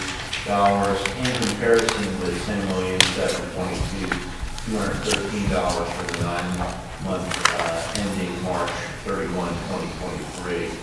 General fund expenditures through March 31, 2024 total $10,799,398. $730,938 of a $14,233,618 budget, or 75.39% of budget year-to-date. General fund expenditures total $3,399,256 for the same 9-month period ending March 31, 2023. In conclusion, revenues and expenditures appear to be on course with the budget. Any questions, would be glad to entertain those at this time. Are there any anomalies that you're seeing? I'm not, I know that some things have been delayed in terms of collection. I think for whatever reason we had the state revenues come in a little later than what we had anticipated. That's the only thing that kind of stands out. Okay. Anybody got any more questions? Okay. Thank you, Mr. Parks. Let me go to the General funds? the project Okay. accounting that we got. Now, attached the report for the expenditures through March 31, 2024 for capital projects funds 40, 55, 70, 72, 73, 75. The report provides a listing of payments according to budget as approved for those funds. A description for Fund 72, the Broad Street project, and Fund 73 image projects have been edited to reflect recent discussions and actions by County Council. Specifically, the description of the Broad Street project reflects that the project concept has been modified and future action by Council is anticipated prior to December 31, 2024. Regarding Fund 73 image projects, reflect County Council has approved the budget reallocation at the March 12, 2024 meeting to provide for $100,000 to rehab the Plaza building prior to the move of the voter registration office. I'll continue to update this report monthly, and just as a side note, thank you, Mrs. Lawson, for forwarding that information on the webinar that is this Friday, I believe at 1:30. I've registered for that and continue to report back on of course, on an annual basis, we do have to report the use of the ARPA funds, and then there will be probably some information on some updates in terms of some of the logistics. Thank you. One last thing, this was a discussion at the Finance Committee meeting, the MES, okay, that should be MES is a meeting report. So I do want to report on the golf course, just so that you've got that information. I didn't have this report prepared in time for it to go out in the packet. We'll continue to include more funds in the upcoming monthly meetings. But anyway, the golf course revenue for 9 months ending March 31, 2024 total $202,154 of a $331,500 revenue budget, with $129,346 remaining revenues needed to meet budgeted revenues. I did talk with Eric Dusa about what the expectations are, of course, for over the next 3 months. He feels very confident that we'll more than meet that revenue requirement. Golf course expenditures, March 31, 2024, totaled $306,573 of a $421,317 budget, or 72.76% of budget year-to-date, with $114,744 in expenditures remaining to stay within budget. In conclusion, revenues and expenditures appear to be on course with the budget. Of course, I'll continue to update you on information regarding golf course as well as there are a couple other funds that we discussed, the other two proprietary funds, EMS, as well as the solid waste fund. So anyway, I'll include those reports in your packet next month. I want to say I commend you for giving us this because it details what money's coming in, what money's being paid out. And I thank you for giving us this detailed report. So I'm glad to do that. It's all this information just available on our system. It's a matter of sometimes with the golf course, we've got to make sure that those revenues get posted because that's it's a separate process for us. Thank you. Thank you. Clyburn. Yes, sir. So, I'm gonna get to this, Mr. Chairman. So you'll see that with our prior discussion, I had these things right up here already. Wrightsville Park Community Cookout. We are gonna have that May 18th, but I want to talk about, phase one of the renovations are complete. Fencing around the front part, where we discussed that was a danger, in front of the road. The dugout benches are placed in there, and we also have the road signs, that were placed, because I don't know if anybody's ever driven up there, but you can just tell the park coming. But we had the road signs put up, and I want to thank two people, well, three actually. Roger Johnson, he met me out there to assist in what was needed. And so we went out there and we put together a bit of a plan. And Mr. Dusa, who did, make sure that the fencing was ordered and all this stuff, put the dugouts, and then Mr. Ron Covington, who got those signs and stuff ordered. So they worked on that, and it's a great improvement. However, there's a phase two, as you see, Mr. Chairman, at the approval of council, will include fencing for the backside of it, as well as the basketball court put out there.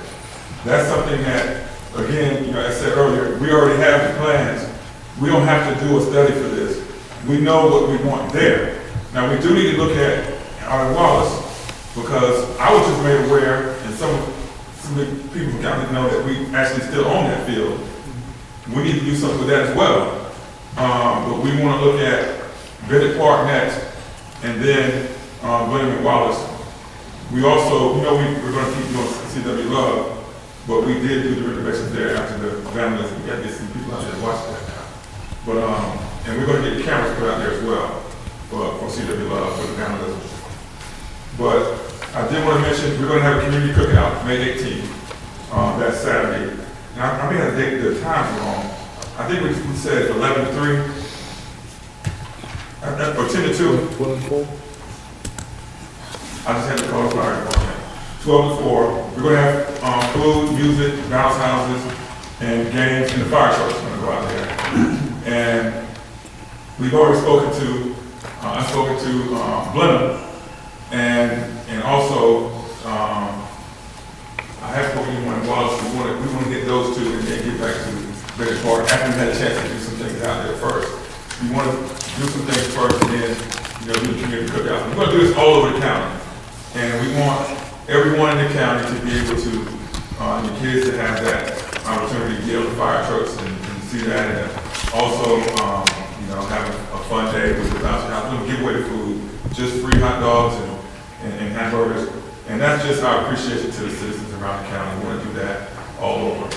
So, also, I want to talk about the Economic Development Summit. We touched on that, Mr. Benjamin. But I want to thank everybody who attended that event.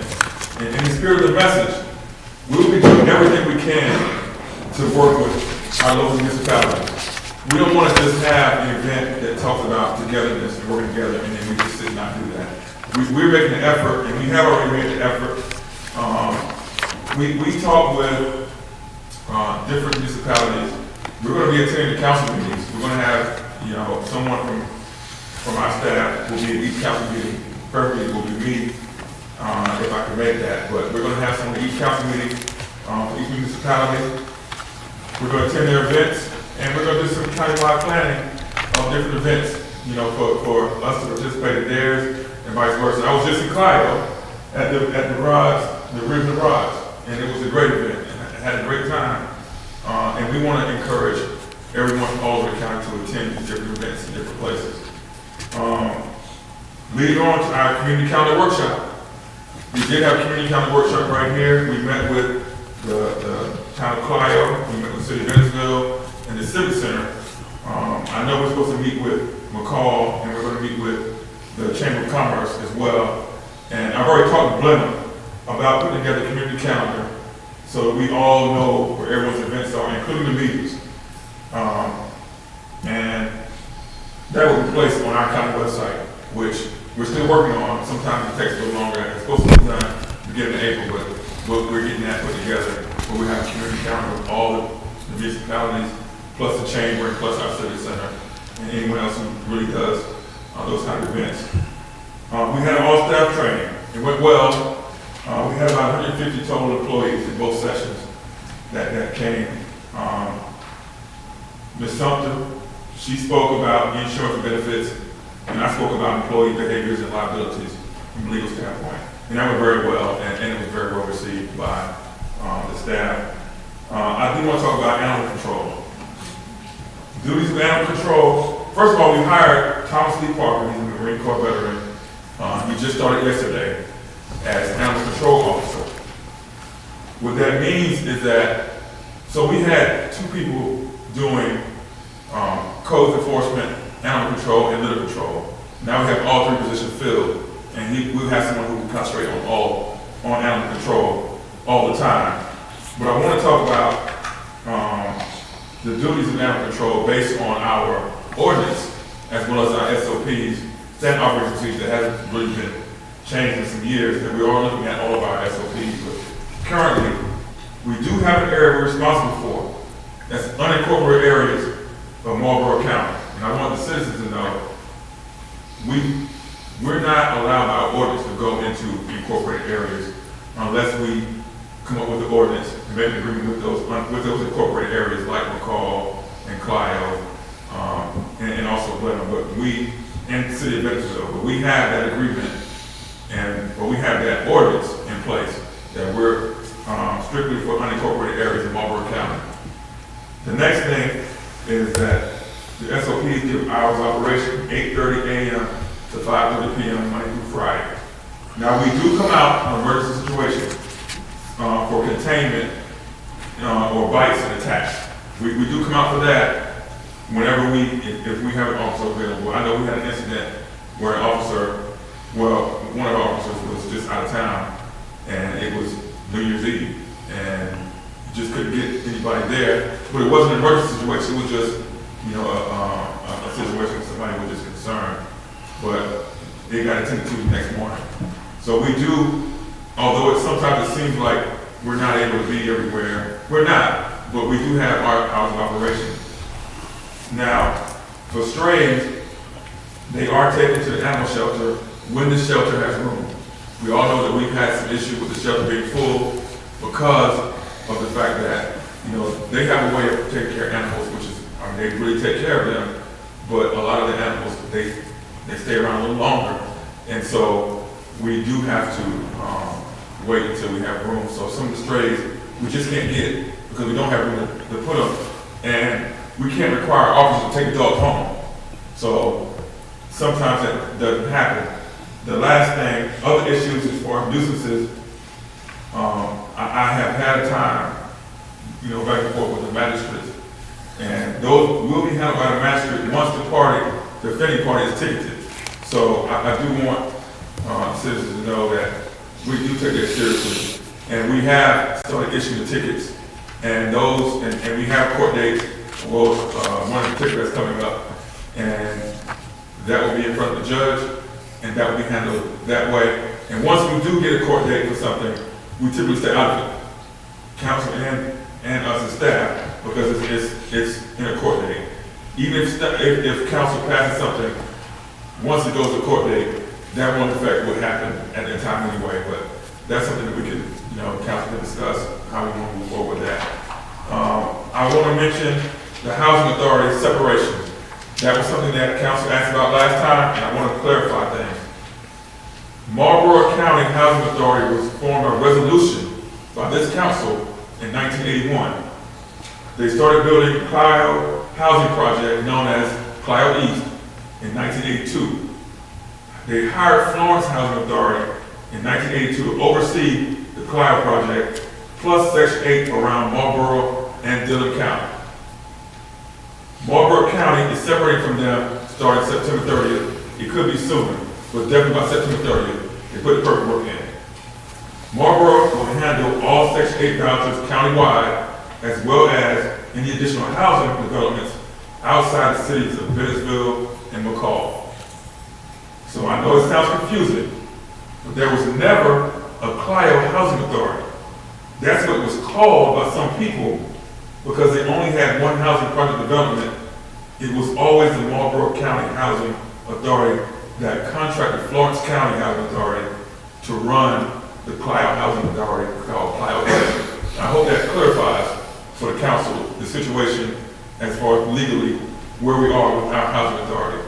They're operating, and they do have some new developments that they're looking at, some really nice ones, but they have to do, their due diligence with everything as far as granting and working with developers.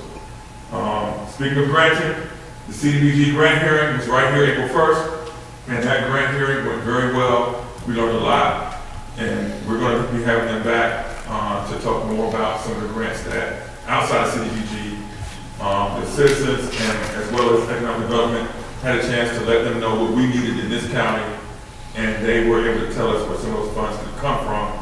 But they're going to give us a lot better indication, and sometimes those things need to have grant studies, which will, lengthen the process by 6 to 8 months, but they're required for a lot of these grants. So, we haven't had it in the past, but we have to start somewhere. We're starting now. We're getting those studies done. We're going to have one before September 30th. We're going to send to the Rural Infrastructure Authority for a study, a study grant for a drainage plan for the county. We'll be applying for a $10 million grant, but we're going to be doing that. We have to do the study first, and then once that happens, we can apply in the spring. Once we get that grant study done. Now, voter registration office, we mentioned it earlier, will be moved after the primary and runoff if we have runoffs. And so that there's no confusion and no rushing, because that primary is starting, it's June. And we don't want to have to rush getting that done and then moving everyone in. We're going to have all the things done so that once the primary is done, then we can move. We have about 4.5 months to go ahead and get everything moved properly. So that's how we're going to do with the voter registration office. And we'll be advertising. We'll take a full newspaper page ad announcing that. We'll also be putting on the sign and everywhere else that office is moved, and we'll put posting at the old office. So there's no confusion. But we want to make sure that for this primary, we don't confuse anyone. We keep it where it is right now. I thought we talked about this, Mr. Chairman, that would probably be best for the citizens just to go ahead and keep where it is right now until we can do that. EMS. I want to make sure everyone knows we do have quite a few EMS jobs, and they were posted in the Herald this week. And so they'll be appearing in the Herald on Thursday, as well as they were posted on the Broad Street sign, which was inoperable. Something happened to it, and we were able to get that fixed, but we had that posted there as well. And the last announcement, I promise I'm done. I want to make sure everyone knows that we have our Marlboro County Rodeo this Friday and Saturday, April 12th and 13th. Gates open at 6 o'clock on Friday, and gates open at 4 o'clock on Saturday. It will be right next to the high school football stadium behind Pop's Popcorn. And we're looking forward to that event. It's actually, and I do want to thank the staff for helping out. Staff helped out tremendously. Mr. Covington and his people were out there, and they've been doing a great job getting things ready. And then our executive staff did a lot of work with the planning. I want to thank the school district for their assistance in advertising. We have advertising going in the schools as well. The fields have been worked, and I want to thank Councilman Steen and also Councilman Stroman for help with the planning. Mr. Stroman, he actually helped with getting getting it done in the first place, and Mr. Steen came out and helped with the grounds, and helped us find a plan, get a plan together for that. The stadium's built, it's out there right now, and you can ride by and look at it, but it's right there, it's got to be in place, we're ready to go. And last but not least, if enough people go out there, Mr. Woods has said he's gonna ride a horse or something, he's gonna do something out there. Yeah. But we want to thank everyone who helped out with that, and we look forward to that this week. Okay. I do want to make sure that we give our economic developer a chance to do the economic development report at this time. Before I give you. Go ahead. Oh, yeah, I'm sorry, you have any questions about that? I do, I have. Go ahead, Ms. I need to ask the question concerning the Housing Authority resolution, Yes. 1981. Yes. No, it's not on the table yet, but I do think we need to revisit that resolution. Yes. Because 1981 is a long time. Oh, yeah, so we're doing some research on that because there's been some laws passed, some federal legislation passed, where I'm not sure if we're able to do anything. They may be recognized federally where they're independent of the council, but then they, believe it or not, will allow us to appoint people to that board because now it becomes, I think now it's a federal board. We're doing some research on that right now before we bring anything towards you as far as the resolution, redoing the resolution. Because yes, that's 43 years and we do need to reduce that resolution if we're going to redo it. Right. And then the second thing is for us, and I'm sure that the economic development, Mr. McNeil may address this. This was a good meeting, but these needs assessment surveys, Yes. I'll wait if he needs to address because they were good. That was a good meeting, but I do think, how are these getting out to the community? I So- got a stat for my district, but how are they getting out to the community? So we have copies that we're going to be issuing them, not only to the people that come to the meetings, but we're going to make sure that they're at the library, Okay. they're in our building, and we're going to get that advertised out. But this is a year-long process. Right. We had a needs assessment meeting, but they're going to take all year to get those. And because the CDBG, it takes a little longer sometimes when you've never really done the CDBG in that process. So it does take a year after that needs assessment, we'll be getting that out to everyone. Council members, public, at the library, and at all of our buildings as well. But So gathering everyone- that information is gonna take time too. Right, we gathered, and she said she's gonna be coming back, because I met with them last night. Okay, And they said they're gonna be, coming back periodically, or we just transfer them periodically, those needs assessment surveys. so once we get a stat, we do Yeah, you can give us a stack, we'll get them down there, they'll take them anytime. Because I'm gonna encourage everybody in District 4, that State Street, that south and west Venice, I really wanna flood my area with that, because we have a lot of needs. But the other thing too, sir, concerning, maybe I want to just know where we are with the agreement with the city, Right, so- but election commission, so where are we with that?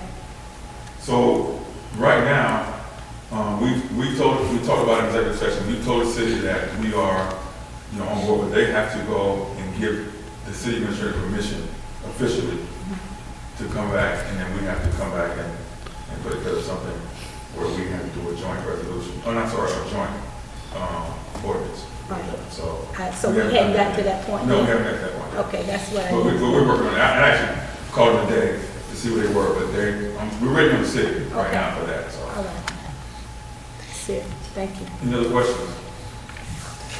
All right. Mr. O'Neill, Mr. McNeil.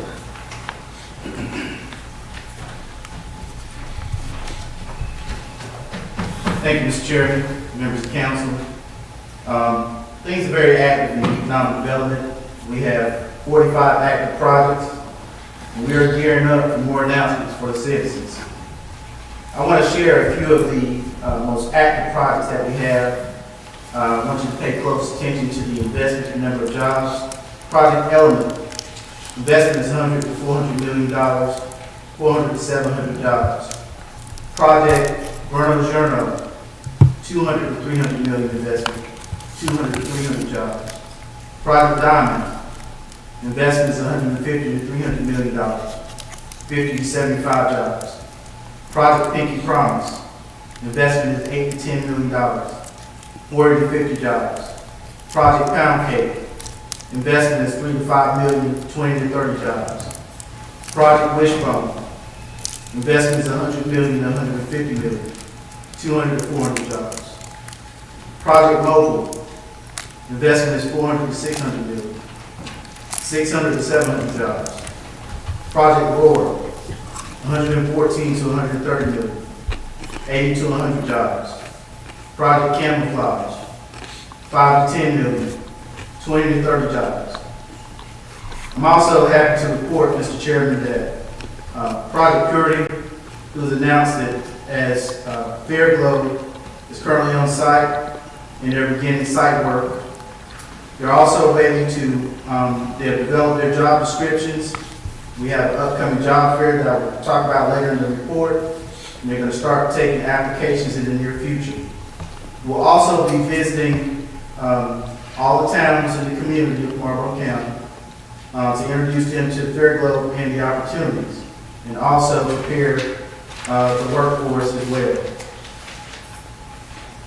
Project Squeeze, it has an investment of $500,000 to $3 million, 30 to 50 jobs.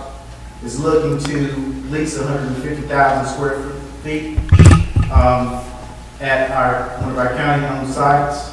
We spoke about Project Lemonade, 40 to 60,000 there. That's leasing 5.5 acres. Some of the upcoming visits, we have site consultants that will be visiting the week of May 8th in Marlboro County. This is for new industry. Mission trips to Washington, D.C. and California in the near future. We're also working very hard on some new retail, commercial, and several restaurants, which will be announced in the near future. Some of the events, Mr. Clyburn has talked about the county rodeo, but we're also on April 17th and 18th doing a resume writing workshop from 10 a.m. to 2 p.m. at the library in preparation for our upcoming job fair on April 26th from 12 to 4 p.m. at the Bennisville Community Center. I also want to thank Mr. Campbell for his hard work in one of our other projects, Project Pretty Boy, which is affordable housing. It's a $16 to $20 million project here in Marlboro County. So that's going to be announced very soon. And again, this is just a snippet of what's going on in economic development. Any questions or comments? You just said restaurants, there'll be announcements in the near future, or anything else you want to share with that? Well, in economic development, we have to keep things confidential, as I do all projects, but I will say this. I know that there's been probably some rumors floating around about what may or may not be coming, but just know that we're working hard on economic development. We're recruiting restaurants, the kind that you see everywhere else. We're working hard on affordable housing. And as Ms. Lawson said, the citizens have spoken about what they want and what they need. And I'm sure many of you have heard the same things. And so we're simply doing as the council requested and as the citizens have requested, more jobs and more results. So from an industrial standpoint, there'll be more announcements in the near future. From a restaurant standpoint, you're going to see some well-known restaurants in the near future. And you're going to see some new houses in the near future. So we're working very hard to try to get those things done. Mr. Manil, have you heard, I've heard that Eris is closed down. Have you heard anything about that? Well, right now I know that Eris is sort of restructuring and revamping. As we know, they've been doing multifamily housing for many years. And so they're sort of retooling to accommodate single-family housing. I believe there has been some acquisition there, but as they come out of that phase and retool, they will focus more on the affordable housing, which will be a more lucrative market for them versus the multifamily. So they are looking at continuing to stay in the county?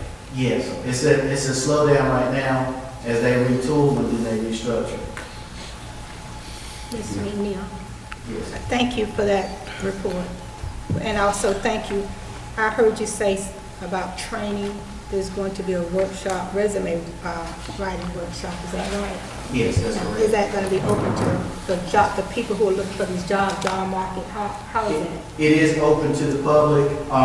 SE Works, as well as the economic development staff will be involved. But I invite everybody to come in and, offer your expertise and assistance, because we need to put the county back to work. And I've always said that the thing that I want as your economic development director is I want every single person that wants a job to have it on all skill levels. And so we have to prepare them first and help them with the resumes, help them understand how to dress for the interviews, things of that nature, so they can go in on the 26th and leave with a job. And that's the ultimate goal. So we are offering our service internally from an economic development staff standpoint to also volunteer our time to help with resume writing for mock interviews and things of that nature. I'm glad you brought that up, because we have some people in the audience who are really good at that, and have persons, probably on this council, is good at that. So any volunteers that need it, I hope they would accept that. We welcome and would like to help and would love to collaborate with anybody that would like to collaborate with us in the very near future. And then the second thing, as far as with a lot of these jobs, where are we with some additional training? Because say if one of these companies offered, how are we working with our technical college other than that? We're working very closely with the technical college, Dr. Wagner and his group, with Ready SC, who does customized training. We work very closely with the Department of Commerce as well as SC Works, and all of the extended partners. I mentioned Joette Dukes as well for COG. We work very closely with all the extended partners to help with workforce development. The goal for us in this county, as I said to you in the meeting before, it is to get our people trained, organized, but also get some of those top level jobs. It's not good enough to have our county have about a little like 400 or 500 jobs in this county, and only 50 of them will Marlboro County people are hired. So having not only that, but those top level jobs where the big money is, instead of the $5 or $10 type thing. But I would like very much that we can get people trained. Some people may leave some of their other jobs and come back to work in Marlboro County if they know that the pay is going to be matching for them. Yes, I agree. And I would say to all the communities, I'm a big fan of Work Keys. And so what Work Keys allows me to do as your economic development director is to tell our story. It identifies the talent and the deficiencies as well. So those folks that are not quite there, we can then identify those weaknesses or areas of opportunity that we can then get some additional training. But what Work Keys does is it has levels of accomplishment. And so as I go in front of companies, we know how much of the workforce and talent pool is in certain areas at certain levels. And so the first thing that we have to do if we want these jobs is we have to prepare first. And Work Keys is one of them, and the training complements that. And so that's something that we're working towards, so our people from our town, our county, can get those good paying jobs. So the question I have then is, a lot of high school kids take the Work Keys. Will that also can they use those scores, or would you recommend that they take another course? Because they can use those same scores. Because a lot of them get the bronze level, so we need to pull them up to the platinum level. Exactly. They can use those same scores, but they want to try to, if they can, improve to get to the highest level. For instance, if you had Joe Blow and another candidate, and they were going for a supervisory position or a technical position, the Work Keys will identify that talent, and so it sort of helps the company understand who's best suited to do what. But the person that didn't get the job, we can begin to work on that person to get them from a bronze to a platinum. And then it may not be that particular job opportunity, but the next job opportunity and the next job announcement, they may get the technical position or the supervisor's position. And so overall, it just raises the level of talent throughout the community. And so I'm just a big fan of Work Keys. I want to thank Dr. Tiller and her group for working very closely with us. And, we're all one team, one band with one sound. So we're trying to make things happen and shake things up a little bit. Mr. McNeil, a couple of years ago, I guess it was SE Works, they brought in their mobile lab and set it up at Care South in McCall. And they had pretty good participation. Is there any looking into that? And what it does is it helps people, shows them how to write resumes and how to apply. Is that part in the works of what you think would probably be a positive, particularly on the verge of possibly some of these new industries coming in?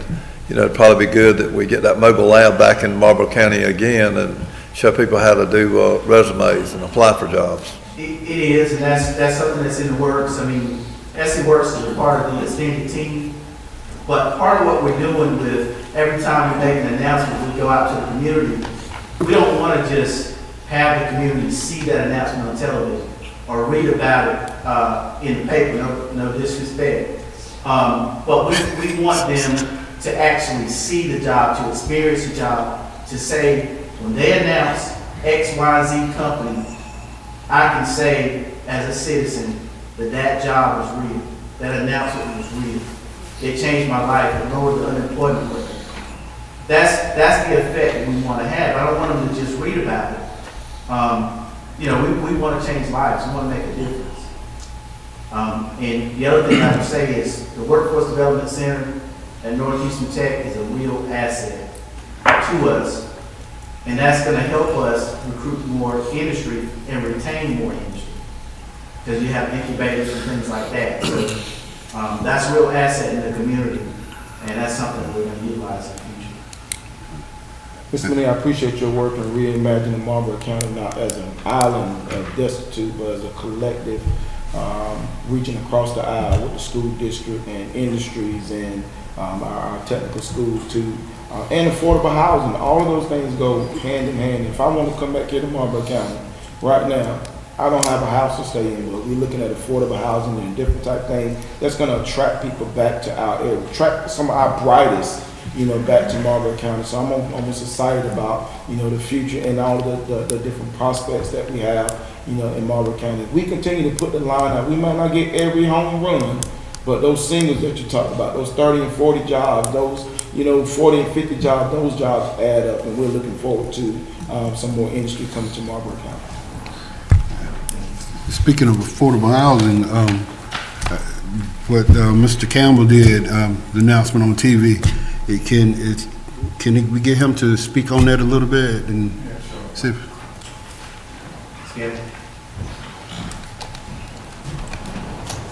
Councilman Strowman, members of council.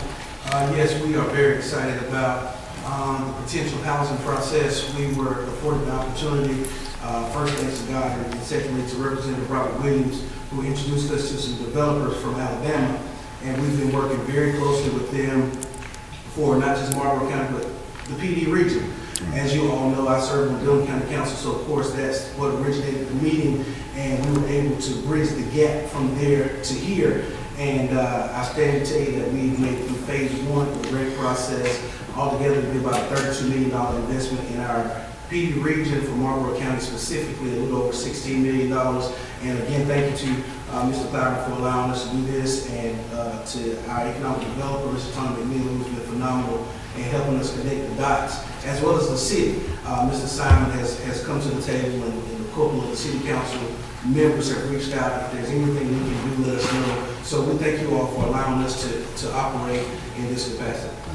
Speaking of that, is there anything that this council can do to help facilitate the progress of maybe phase two or whatever? Yes, sir. One of the things that helps us further this process is build off of credits, and we score points contingent upon the buy-in of our county. And so I'm glad you asked that question, Councilman Strowman, because I was going to ask the chairman at at some point, if we could have a letter of support from the council, and have every council member sign saying that this is something we need, something we want. And also, Mr. Ron King, thank him as well. We had a meeting on Good Friday, and he's agreed to come to the table with some things from the Housing Authority already to support this process. And it just works better when our county buys in and let them know that this is something we want. And we're already talking about a phase 2 on SRBP, which will look like some more senior housing for 55 and up following this process. So it's a lot of activity going on.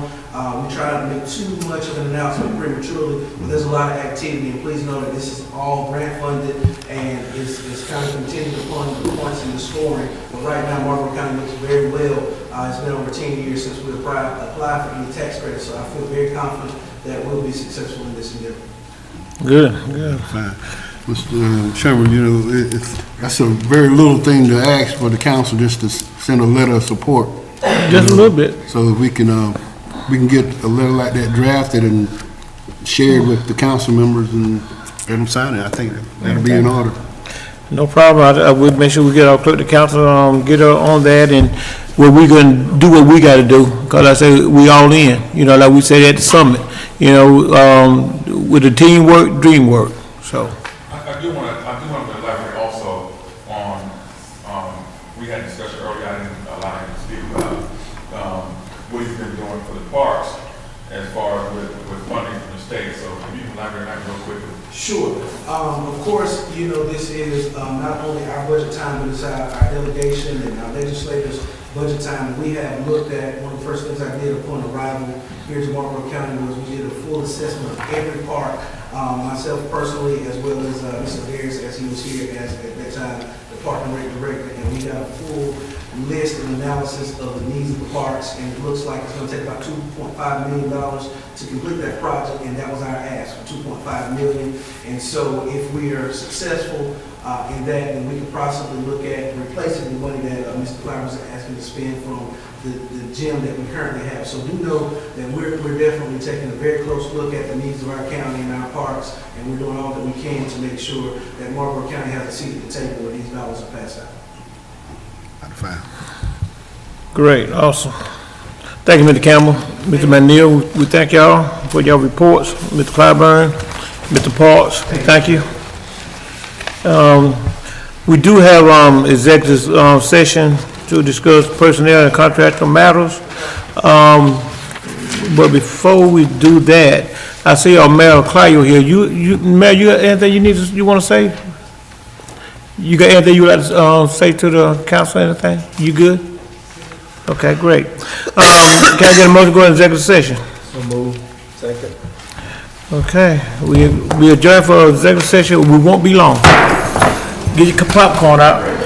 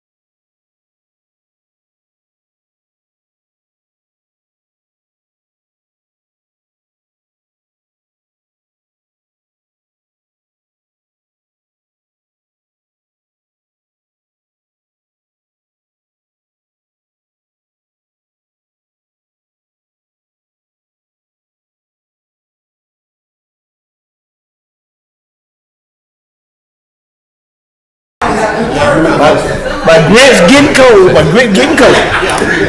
I got grits today tonight. Can't wait for them grits. in the morning.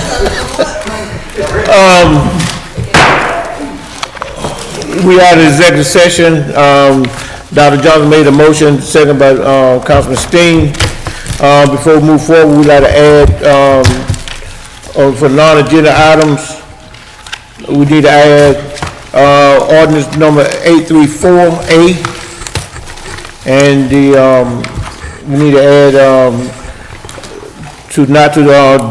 the demolition of the Broad Street property. May I get a motion to add these two items to the agenda? Second. Motion been made and second. All in favor, raise your hand. Okay, we go straight into it.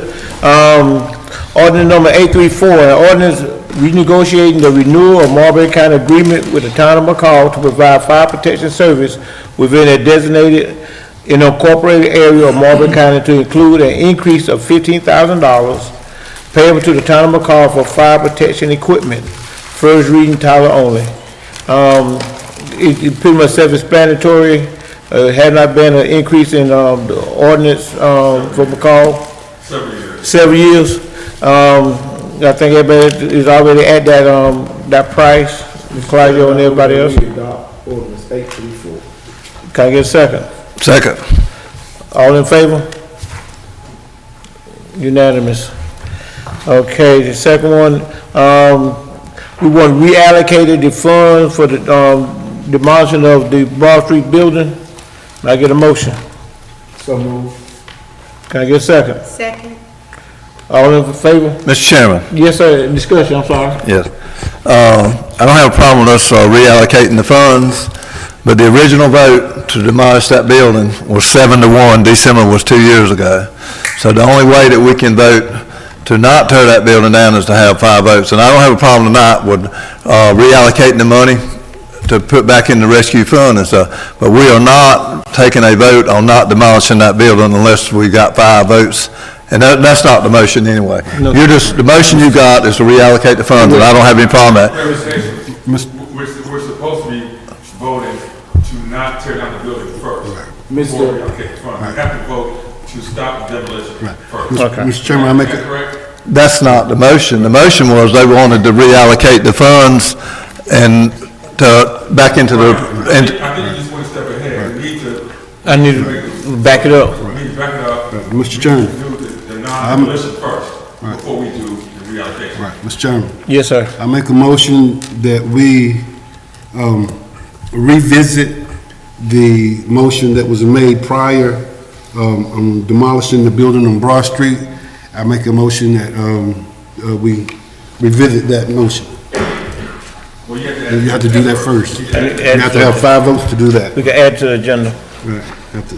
I make a motion that we add, not demolishing the Broad Street building to the agenda. Can I get a second? That's the wrong motion. No, let's take some of these motions off the table, because now there's 2 sets of motions on the table. Right, that's the wrong motion. The motion is to revisit the prior motion, because you have to have 5 votes to revisit a approved motion. That's what Mr. Vernon said. So the motion would be to revisit the motion that was made prior. Okay, that is your motion. That is my motion. Can I get a second? Second.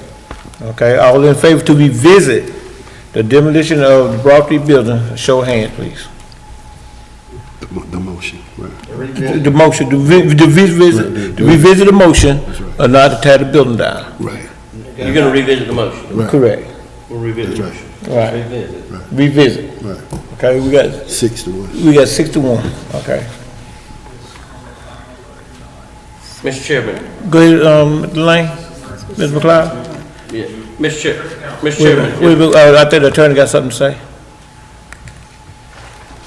You got something to say? I was just, I'm trying to decide, about if you amend the agenda during the meeting, it's gotta be by majority vote. 2/3 votes. But if it's something that's gonna be final as of tonight in one meeting, then it's also got to be and emergency or exigent circumstances.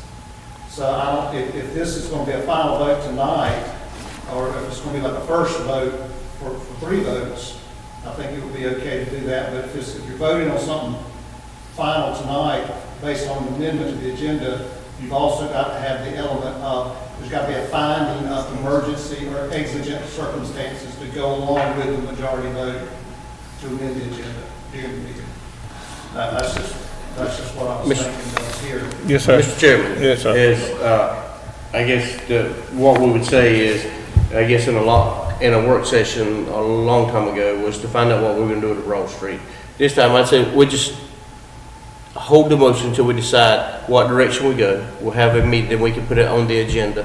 It's not gonna be I don't think it has to be done by next month. We can put it on the agenda and vote next month to have it done, and that wouldn't be out of order. Okay. Anybody got any more comments? Thank you, Mr. Lane. Thank you for what he's saying. Because we didn't have that put on the agenda in the beginning, is that right? Because this is something that has a vote on it. Right, that's just an amendment of the agenda during the meeting. You know, you've got, if it's going to be a final vote during that meeting, it's got to be, also have the emergency factor. Okay. So this is not an emergency, situation, so, you basically saying we don't need to add on to the agenda, correct? Okay. Well, that what you get paid the big money for? Yeah, I was, side note here, Mr. Johnson, is we wouldn't get, even reallocation of the money to what? We'd have to give a direction to what we're gonna reallocate it Reallocation for. So I would think even.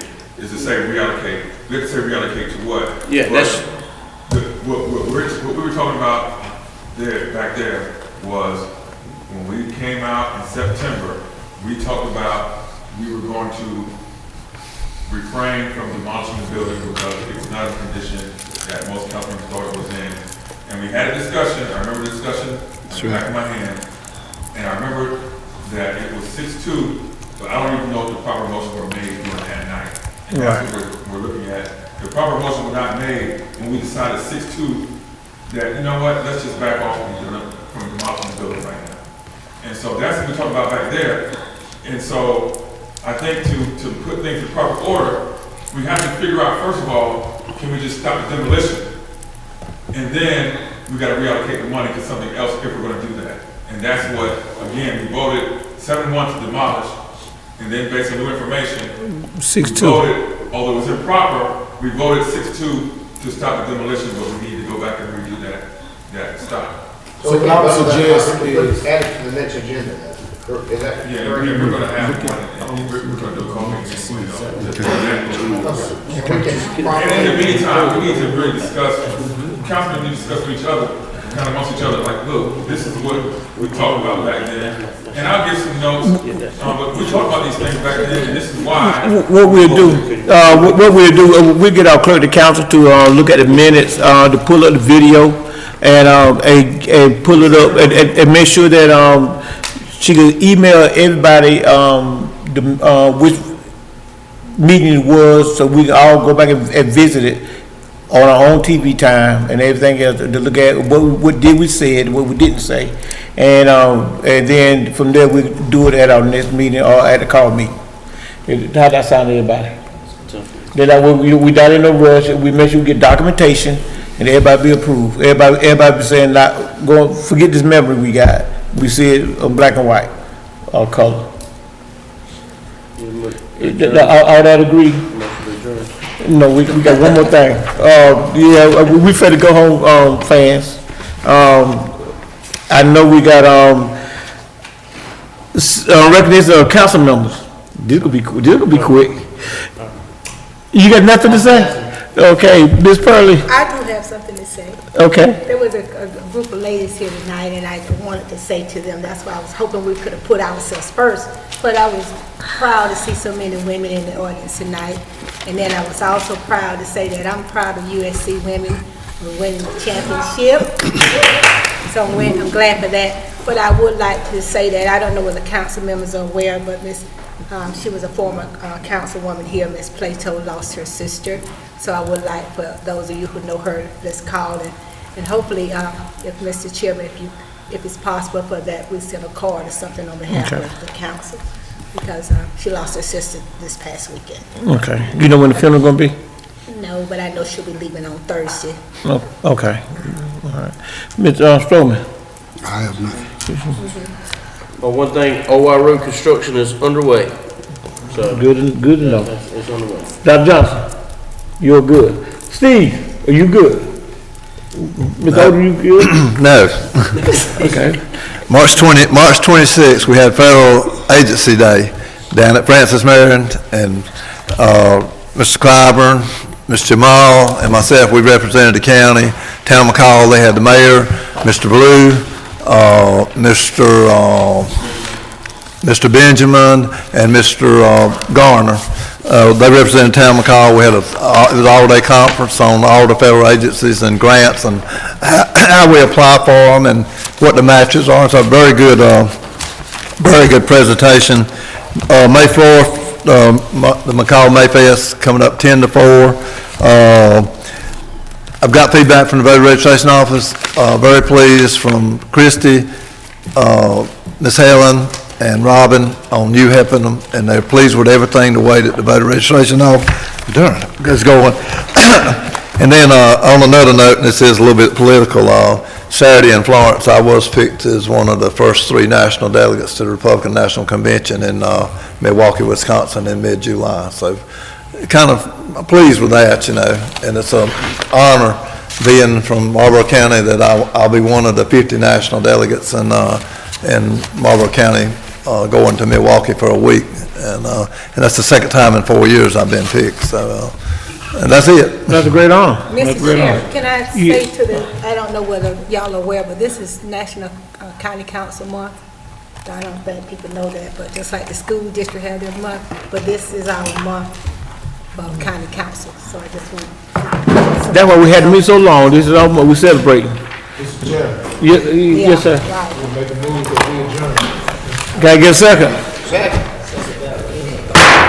We are not adjourned. I know, man. You keep me out, man.